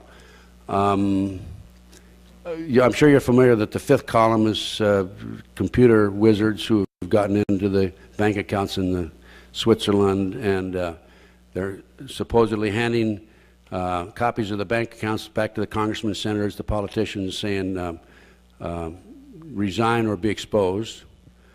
I don't know exactly which senators and congressmen have been identified, but I have confirmed that through my CIA contacts, that those men do exist, and as a matter of fact, I'm not a direct contact with them, but I'm one layer away from them. So I do have that confirmed that Jim Nichols or Jim Norman is telling the truth.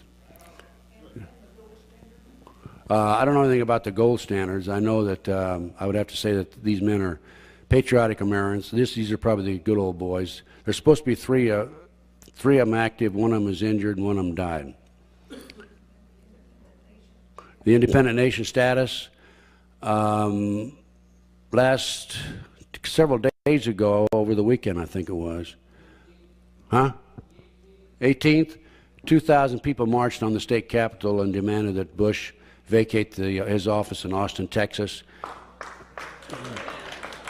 And another 2,000 joined them and went on over to IRS and told IRS to get out of the state of Texas. Okay, we collected $173 here for Ted's campaign, and we want to thank him for coming here tonight and answering all the questions and telling us all of these things. Let's give him a round of applause. Thanks a lot. But I'm gonna.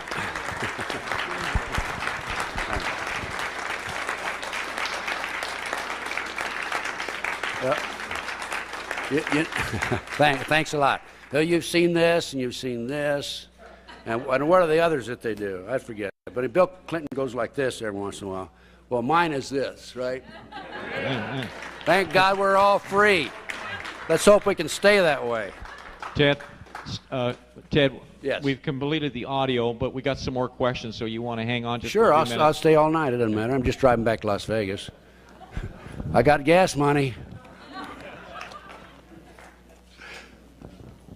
Mr. Gunderson, since you were with the FBI, I just want to know if there was some underground naval bases in the east and west coast, if you know anything about them, and maybe in the island of New Georgia.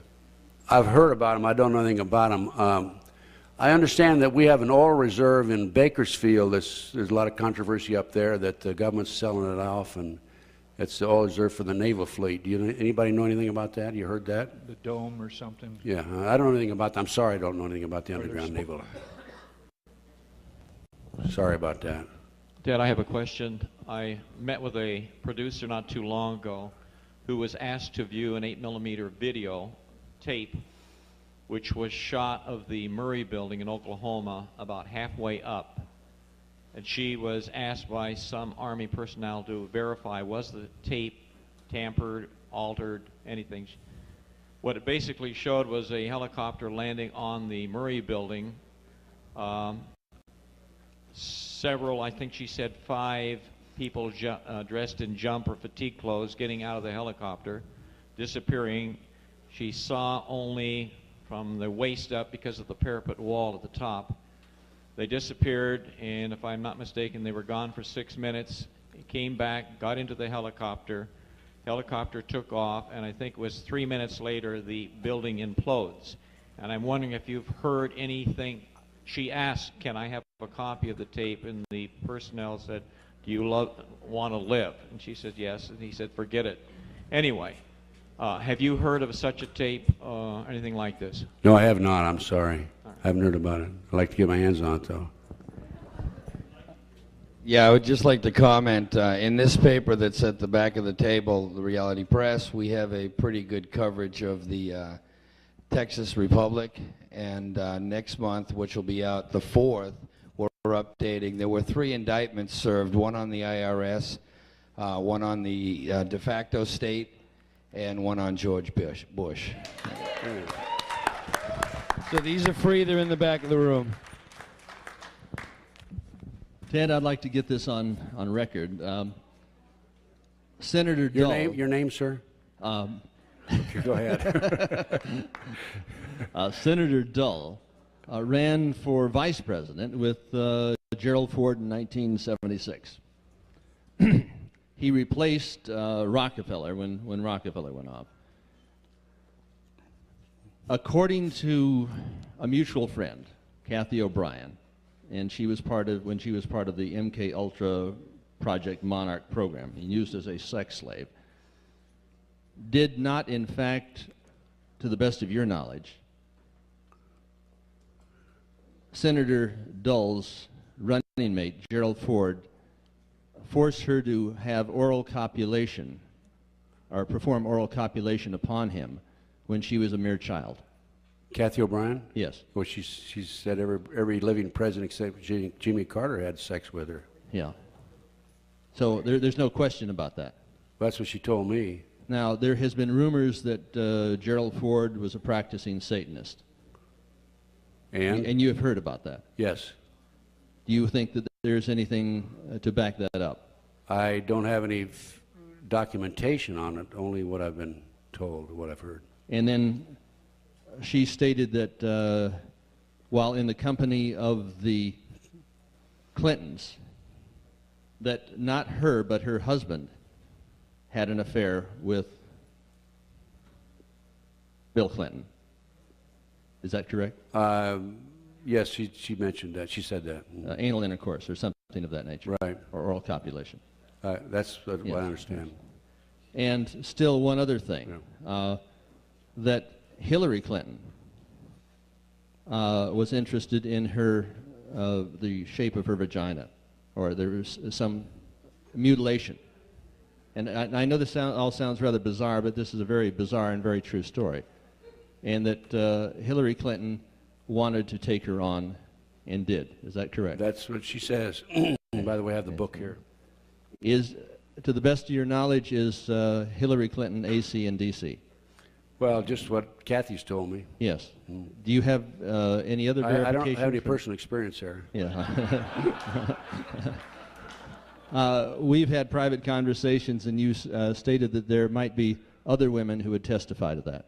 There are, to my knowledge, I've been told there are 5 presidential models. That's what they call them. These are very pretty, attractive ladies who are from birth trained to be sex slaves to presidents and top dignitaries in the government. And there are 5 of them living today. I have personally met with 2 of them. And they would testify to having affairs with the First Lady, would probably like to be the first man. Of course, Kathy will. The other one is in hiding. Mm-hmm. And the other 3, I've not talked to them.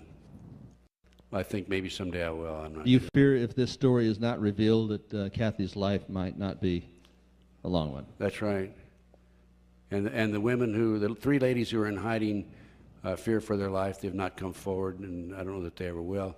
The other lady who has given me a statement, video, and also a signed statement, is she's not advertising, but you know I have talked to her. Did Kathy not in fact state that 4-year-old child was first molested by a pedophile president named George Bush. That's right. Okay. Thank you. You have pretty good memory, Anthony. I'm keeping a close tab on our Reichstag 95, and it seems to be doing very well in exposing the bad guys, and as a consequence, we had a delay in the anti-Bill of Rights bill, and we have to do something about that right now. And I think Peter, wherever Peter is, and Suzanne Harris has been on top of this particular legislation, and we have to put the kibosh to it right now, and you're invited again on my show. Good, thank you. Maybe tomorrow night. All right, good, Okay. thanks. Anthony, I'm sure everybody knows who Anthony is, and Peter. Peter and Suzanne Harris are great Americans. They've done a fabulous job at the Law Loft, researching and so forth. Yes, sir. Another one of our biggest problems in this country is the fact that we have a corrupt judiciary system. We have a Justice Department who will only stand up for the government and is not interested in justice for the people, only in keeping the government out of trouble. We have judges that can't be sanctioned in any way. This is not constitutional, but they seem to have been able to make up their own code to keep themselves from being prosecuted. I'd like to have your feelings on this. Yes, I've seen it time and time again in the last 16 years. First with the Jeffrey McDonald case, Judge Dupree, there were 24 motions entered by the defense, and all but one were denied, and there were 8 entered by the prosecution, and all were accepted by the judge. Evidence was destroyed, evidence was altered. I have a summary of that case. I think if you haven't ever read it, I'd suggest that you call my office and we'll get a copy to you that just documents corruption right from the beginning. And that judge, no question about it, was very partial and prejudiced against Dr. McDonald. That was an Army drug cover-up. There's no question about it. I've seen it also on a number of occasions in cases that I've worked where you have child custody cases. And the perpetrator, or the one who molests the kid, oftentimes is given the child over the straight and the honest parent, even though it's proven that the honest parent is the one that should have the kid. Yes? Well, it seems to me that if we don't get the judiciary straightened out, we'll never be able to bring any of the government officials under any scrutiny and get any problem solved in this country, as they'll just keep on going and covering it up, and it goes on infinitum. That's right. Some years back in research, there was indication from my research that the entrance into the underground cities is through the petroleum buildings in each city. Do you know anything about that? No, I don't. I'm sorry. At that time, I believe that they, and I don't have this positively verified, but I believe that they have a card, a certain card, and that will admit them into the underground cities. They have, the CIA has a device, or the government, I don't know if it's CIA or not. Okay. They can go through solid rock at the rate of 5 miles an hour, and build a big tunnel. Well, Huge tunnel, take a train through it. The genealogy, if you're interested in the genealogy of George Bush and all the people involved, goes right back through to with same people involved with the assassination of all our presidents. Lincoln's stepmother was Sarah Bush Johnston of the Bush banking family at the time. In response to Anthony's questions whether Hillary is AC or DC, I can assure him that she is. I have inside information on that. She was caught dead in the act in the White House. My second question for you is on Dr. Jeffrey McDonald. What is the status on him now? Jeffrey McDonald? Yes. Dr. McDonald is still serving 3 consecutive life sentences. He's lost 3 or 4 appeals. I forget, there's so many I forget. The attorney supposedly claim that they're working on another appeal now. And that's it. We're in the process of, if any of you ever read Fatal Justice, not Fatal Vision, but Fatal Justice, it's a book out by Jerry Potter. It tells the true story of the McDonald case, and there's a movie that's being produced on that. I hadn't read Fatal Justice, but I have read the Fatal Vision, which was kind of a slanted left. Well, Fatal Vision was fiction. That's right. They only mention my name in there 3 times. Fatal Justice mentioned it throughout the book. So go buy Fatal Justice. Are you aware that he was kept in solitary confinement several years? Yeah, and what, sir? He was kept in solitary confinement for several years. Yes. I don't Yes. know if he still is or not. No, he's not, but he was. And there was an attempt on his life in jail, too. Ultimate Evil. Those folks, the few of you that might know who I am, I'm reasonably selective in my friends at this point in time, for those of you that know why. Okay, I consider Ted and I are very good friends. If I made a list of 15 or 20 people out of all the people in the United States of America, okay, that are really out there, that have a big pair of eyes like he does to step forward to be able to do this, that's the wrong part of the anatomy. Ted would be really top, maybe in the top 10 out of all the people that are out here trying to kick tail on these bad guys. And I want you guys to realize something. I mean, some of us, you know, we're all crazy, the guys that are out in front anyhow. Obviously, we're all mental retards or something. There's something wrong with us. But you have to understand it takes a lot of guts to have all the time in that he has had in the FBI and to come forward, you know, and do his numbers like he does. So I hope you really appreciate it. And I respect Ted at a real high level compared, because we got a lot of jerks out here, and Ted is not one of them. Thanks, Bob. Bob deserves a lot of respect, too. If you might just very briefly tell him about their attempt to kill you. About which? No, we've already done that. One? They know the it. Poison.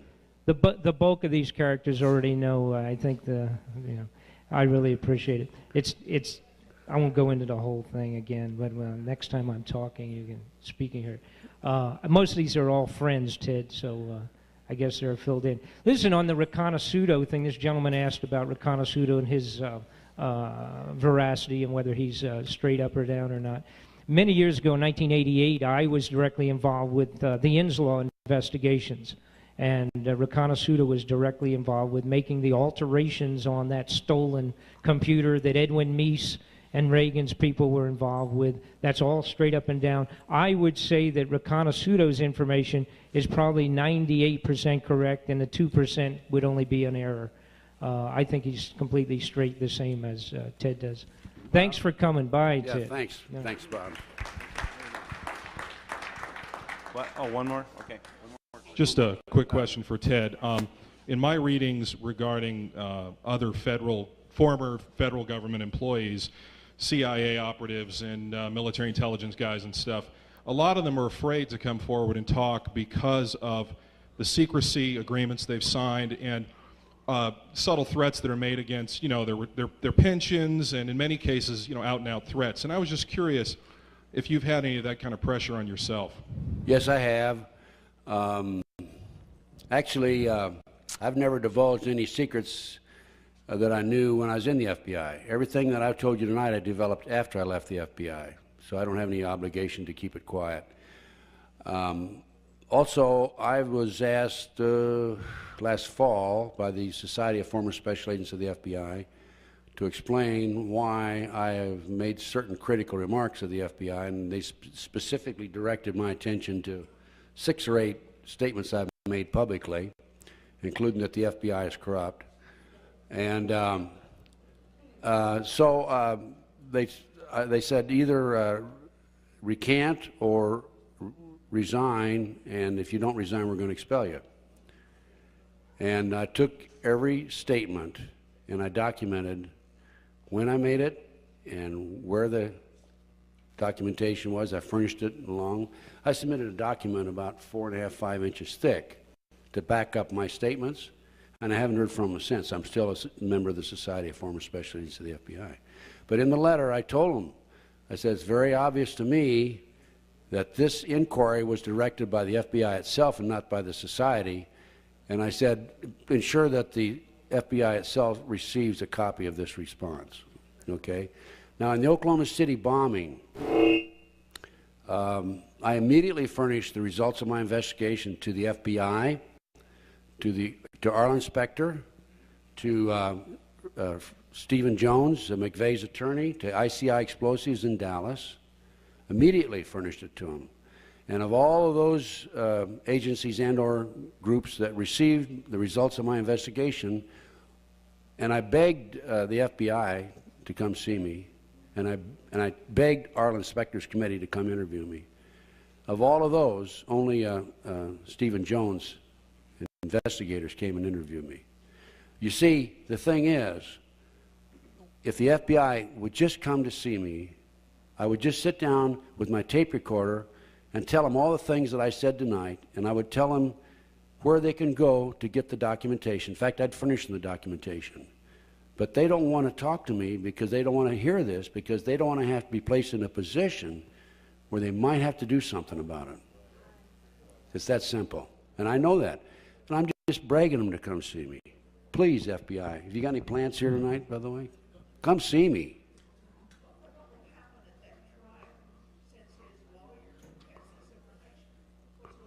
I don't know what's going to happen. I have no way of determining that at this point.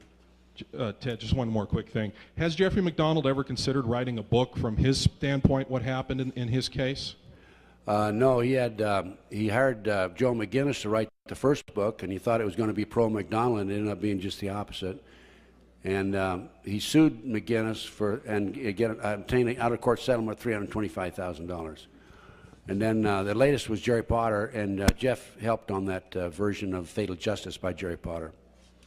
But as far as I'm concerned, they didn't tell the whole story. I'm gonna write a book someday, and I'll tell the whole story. Okay, this closes our program. Let's give Ted a big hand for all the wonderful information and taking a stand like he has. Thanks a lot, folks. Enjoyed being here. Appreciate that. God bless you. God bless you. For anybody who wants a Fifth speaker, as a matter of fact, and they had some of the victims and some of the victims who were able to get out of there. One man, I felt so sorry for him. He lost his 18-year-old daughter. He was also there and was able to get out.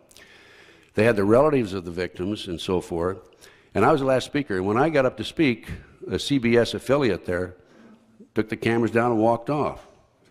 And so I started talking about some of the problems we have in this country, you know, little things like billions of dollars of drug money laundered through BCCI and a savings and loan fiasco where people lost their whole life savings, and Ruby Ridge and Waco. And I felt that the media should at least be aware of it, since they don't ever print anything about those various items. And they just kept on walking. And finally I just said, you know, ladies and gentlemen, you've been betrayed and we've been betrayed. We've been betrayed by the White House. We've been betrayed by Congress. We've been betrayed by the politicians. And worst of all, we've been betrayed by the American press and by the American media.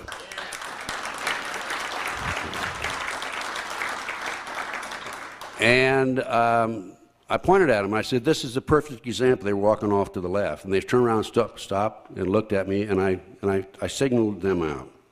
In Iowa, just the other day, I don't know if you're aware of this or not. If it even came over on the news service, Peter, I don't know if it did or not, but I heard about it through my sources.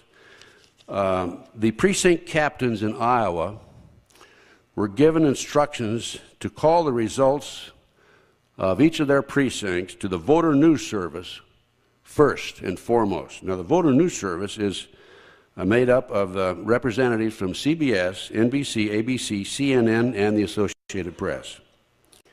And they did that, just that. And I also heard through various sources that on that particular day there were 8 primaries. This was a caucus in Iowa, of course, but there were a total of 8, including this caucus.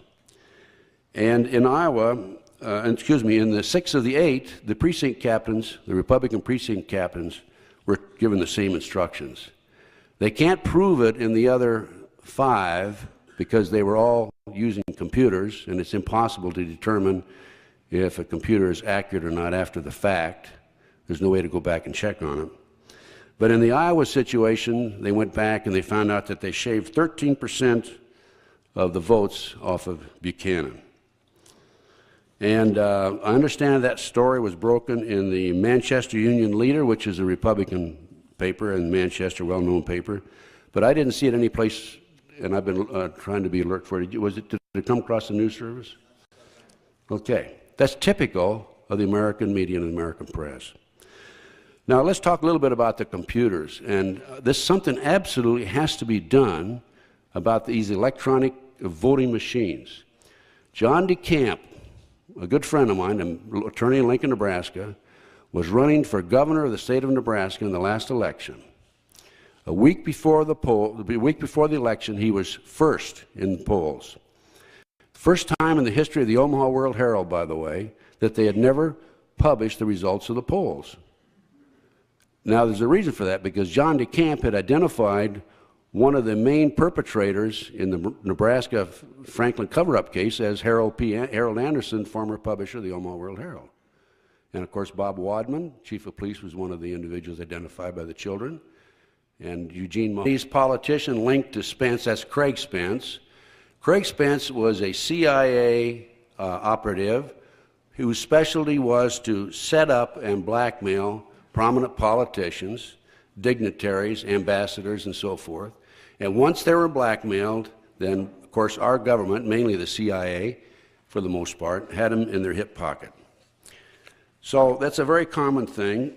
And also, I've run across this situation in the Nebraska case. I became involved in the Nebraska case. It's called the Franklin cover-up in late 1989, and as a result of my investigation and working with John DeCamp, we developed information about the children who were being taken out of private schools in Omaha, boys and girls, by private limousine to Sioux City, Iowa, 120 miles away, placed on private jets and flown to Washington, D.C. for sex orgy parties with congressmen and senators and prominent politicians, governors, and ambassadors. So these kids, some of these children were also taken to the Republican National Convention in New Orleans and also in Dallas, Texas. It's a typical situation. Now, when it comes time to vote on a particular bill, and somebody comes around and says, I want you to vote this way because you remember we were at that party the other day and there was that 10-year-old kid back in the bedroom with you, how do you think he's going to vote, right? And I might mention that the kids all placed George Bush at one of those parties when he was vice president. Our George Bush, which doesn't surprise me, of course.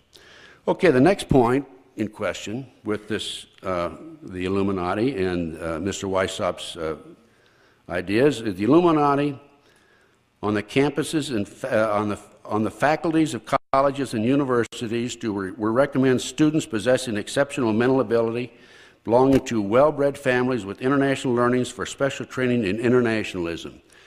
This training was to be provided by granting scholarships to those selected. They were to be educated and indoctrinated into accepting the idea that only one world government can put an end to recurring wars and tribulations. They were to be at first persuaded and then convinced that men of special ability and brains had the right to rule those less gifted, because the Goyim, meaning the masses of the people, didn't know what is best for them physically, mentally, and spiritually. And then it goes on and it mentions the 3 specific schools. And then the third point in his platform was to influential people trapped into coming under the control of the Illuminati. The students had to be especially educated and trained, were to be used as agentur and placed behind the scenes of all governments as experts and specialists, so they could advise the top executives to adopt policies which would, in the long run, serve the secret plans of the one-worlders and bring about the ultimate destruction of the governments and religions they were elected or appointed to serve. Now let's think back to Franklin Delano Roosevelt. You remember his Secretary of State? What was his name? I was trying to think of it. Cordell Hull. And just recently, well, it wasn't Cordell Hull. It was the... Huh? No, it was the... It's been documented since the Soviet Union... I can't think of his name. Stenson? No, it wasn't it. Anyway, problem in this country today and around the world, really. And it was founded on May the 1st, 1776, by Adam Weishaupt. He was a German, and the basic philosophy of the Illuminati was superior beings with superior intelligence have the right to rule those less gifted because the masses don't know what is best for them. That sounds kind of like an interesting situation. And so I'm going to just kind of go to the book, and then we're going to go back to real practical experiences, and then we're going to go back and forth. We're going to kind of pick this book apart. I think it'll be an interesting lecture. First time, as I said, I prepared this coming up from Las Vegas, so I told my friend Bob Duffy over here, Bob, if it's too dry, just tell me, I won't give it again, okay? But anyway, Weishaupt organized the Illuminati to put the plot into execution. The words Illuminati is derived from Lucifer and means holder of the light. Using the lie that his objective was to bring about a one-world government to enable men with proven mental ability to govern the world, he recruited about 2,000 followers. And these included the most intelligent men in the field of the arts and letters, education, the science, finance, and industry. He then established lodges in the Grand Orient to be their secret headquarters. And Weishaupt's revised plan required his Illuminati to do the following things to help him accomplish their purpose. Number one, use monetary and sex bribery to obtain control of people already occupying positions in high places in the various levels of all governments and other fields of human endeavor. Once an influential person had fallen for the lies, deceits, and temptations of the Illuminati, they were to be held in bondage by application of political and other forms of blackmail and threats of financial ruin, public exposure, and physical harm, and even death to themselves and to their loved ones. Now, I became involved in the Jeffrey R. McDonald case. I'm sure many of you remember that case. And that was my first exposure to the Illuminati. Within 10 months of entering the case, I obtained a signed confession from Helena Stokely. The Jeffrey R. McDonald case, is there anybody that does not remember that case? He's a former Green Beret doctor who was convicted of murdering his wife and 2 children. February 17, 1970, Fort Bragg, North Carolina. He didn't do it. October 25, I obtained a confession from Helena Stokely right down here in Westwood in my office. And at that time, she said that Dr. McDonald did not commit those crimes. Those crimes were committed by my satanic cult group. And being, as I've been in the FBI 27 and a half years, almost 28 years, believe it or not, I really didn't know anything about Satanism or about satanic activity. That was my first exposure to it. And since then, believe me, in researching and as a matter of practical experience, I've run across it time and time again. So the first phase of Mr. Weishaupt's proposal was drugs and sex and blackmail, right? Well, in the last 16 years I've been involved in this field. I just have a few headlines here. Washington Times, power broker served drugs, sex at parties, bug for blackmail. Homosexual prostitution probe and snarls officials of Bush and Reagan, Washington Times again. Top Japanese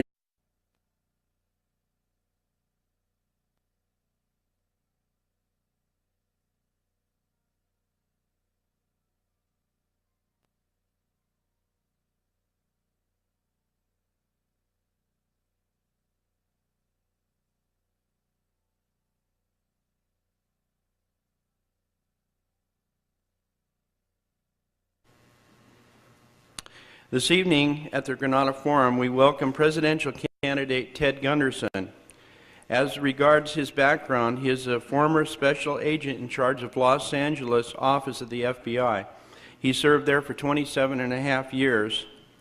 In 1979, he founded the Ted L. Gunderson and Associates. It's a Santa Monica-based firm doing international security consulting and investigation. F. Lee Bailey, Esquire, the famous attorney, once described Ted Gunderson as a person with investigative skills that are unsurpassed by anyone I know or have known. Tonight he will be speaking on his recent experiences on the campaign trail as a Democratic candidate for President of the United States. We'll hear about his platform and plan to return America to the constitutional government.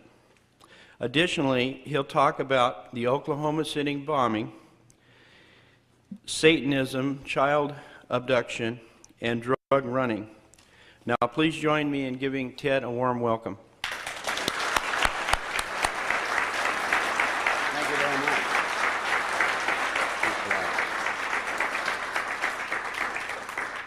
much. Thank you very much. It's a pleasure being here. And, you know, I kind of changed my lecture around driving up here today, and I just prepared something brand new. I'm getting kind of tired of the drugs in Oklahoma City.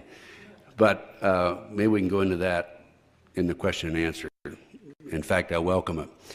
But several years ago, I gave a lecture in Las Vegas. And after the lecture, a man walked up to me without identifying himself, without introducing himself, and he said, "I want to present this to you. I want you to understand what you're combating and what the problems are in this country at the very lowest level and at the highest level, too." And he handed me this book. It's called Pawns in the Game. And this book is written by William Guy Carr, and he's a retired commander. And basically what it is, it's a story about the secret government, the shadow government, the Illuminati. And for a long time I've thought, you know, I think that we should all know about that. And that's something that oftentimes on the radio shows they don't want you to get into because people seem to be afraid of it. And many of the announcers and the hosts don't like to get into too many controversial matters. What do you want me to do? Oh, hold it up? Sure. So what I'd like to do tonight, and we'll discuss those other matters, Oklahoma City bombing and my political career, which so far has been very exciting and very interesting. In the question and answer, if we may. By the way, okay, take it down. Thank you. Okay. How long a program would we like to have here tonight? Could somebody tell me so I can kind of time it? Hour and 15? Okay. When the bell goes off at 9:15, why, if you want to just get up and walk out, I'll understand. Okay. But let's talk about the Illuminati. After all, based on everything that I've been able to come up with and research, really that's the very essence of the. No, that wasn't it either. Well, I'll tell you. Recently, I was trying to think about this coming up, and I couldn't think of his name. I'll find out from the next lecture, by the way. Well, he wasn't secretary. He was a top advisor, and he went with him to Yalta, Franklin Delano Roosevelt to Yalta. Yes.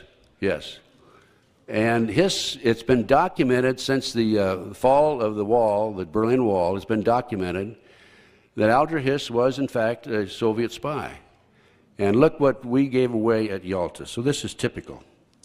The fourth point, the Illuminati were to obtain control of the press and all other agencies which distribute information to the public. News and information was to be slanted so that the Goyim would come to believe that a one-world government is the only solution to our many and varied problems. Well, I don't probably have to talk to you much about the one-world controlled press, because that's exactly what they are. And I've had some experience on the campaign trail in that regard. In late November, I decided to run for President of the United States. I'd been a Republican all my life, but I felt that to be the most effective candidate, I should, for the first time, register as a Democrat, and I did. And as a result, I went to a number of Democratic rallies, and I publicly stated how I felt, and I was not too popular. I was kind of like the bastard at the family reunion, if I may say. And as a matter of fact, I remember in Galveston, I stood behind this fellow we were registering, and I introduced myself and told him I was running for president on the Democratic ticket. I told him he had a choice. He had a conservative Democrat, a Jeffersonian Democrat, or Bill Clinton. He said, "I've already decided to vote for my friend Bill." I said, "Well, let me talk to you a little bit about you." "I don't want to talk to you." "Well, no, I don't want to talk to you." I tried it 4 times, and he wouldn't let me get one word in. So that was kind of typical of what happened to me. But at that same rally, there was a judge who was master of ceremonies. And after the program was over, and Richard Gebhardt spoke there, by the way. And after the program was over, I went up and shook hands with the judge, and he very quietly said, I have to say that I admire what you're doing. And, but he also said, don't tell anybody I told you that. Right? New Hampshire. In New Hampshire, the first press release that came out gave Clinton as 94% of the vote. And the rest of us all had 6%. Now, I registered in New Hampshire, and unfortunately, I was not able to even make a trip to New Hampshire because my finances were so tight. But I did end up 11th out of 21 candidates, so there's somebody up there that knows about me anyway. In checking behind the scenes, so to speak, I learned that the truth of the matter was that Bill Clinton received 91%, the rest of us received 6%, and 3% of the people took their ballots and didn't vote for anybody. So that's, of course, one of the ways that they do it. Austin, Texas, one Sunday here a couple of Sundays ago, they had a rally at the state capitol building for the Branch Davidians, and I was asked to appear there as a speaker, make a few comments. I was about the fourth or fifth speaker. I was the